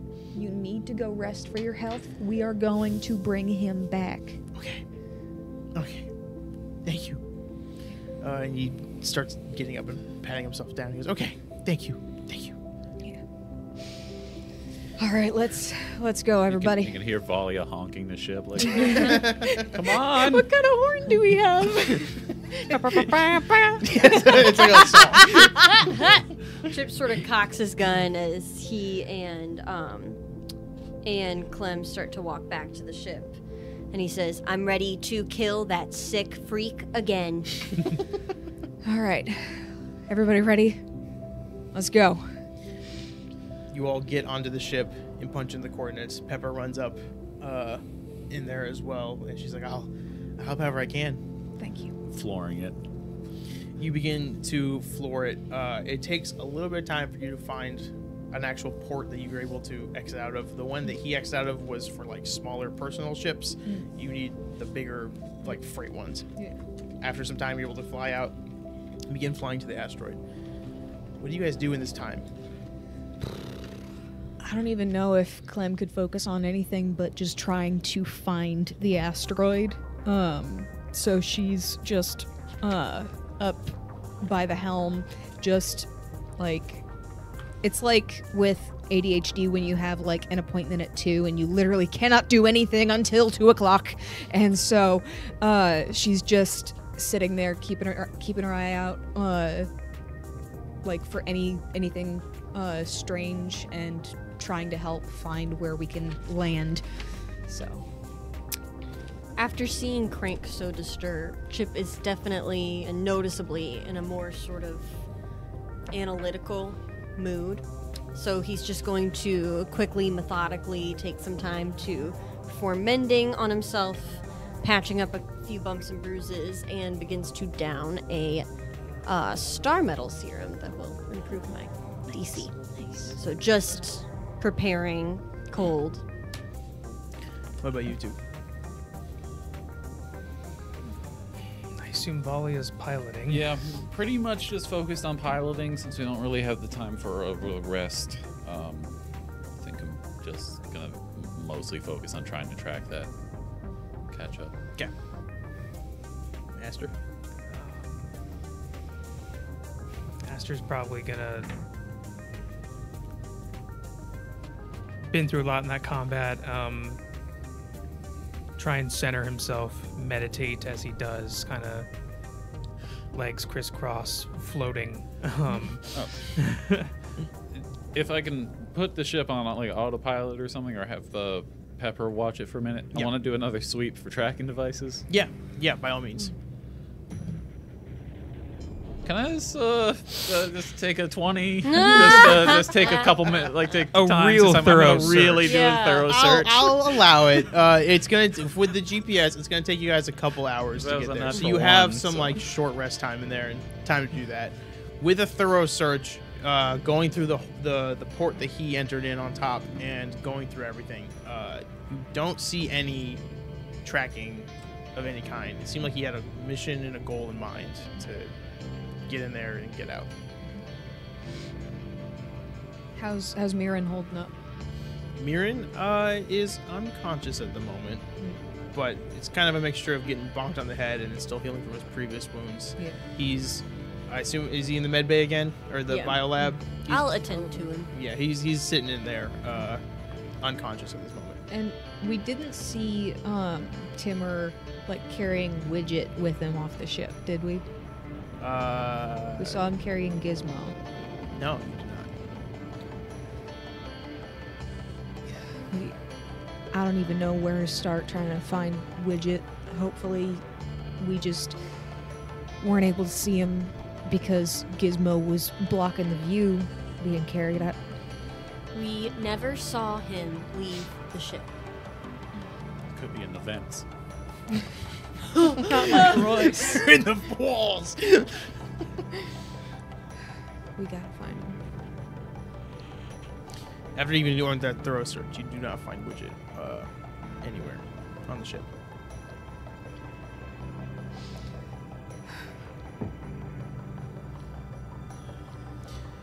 After some time, you arrive at the asteroid. It is a big asteroid. It's almost the size of like a moon. And as you fly around the surface of it, you find a large facility that looks more like a base. And you see heavy artillery outside of it as like anti-ship weapons, but they are not on or firing or activated or anything like that. And you would know that on an asteroid there's no atmosphere at all, but there are several landing pads around that seem to have a small bubble around them. Do we see any trace of the pod? Give me yet another perception check.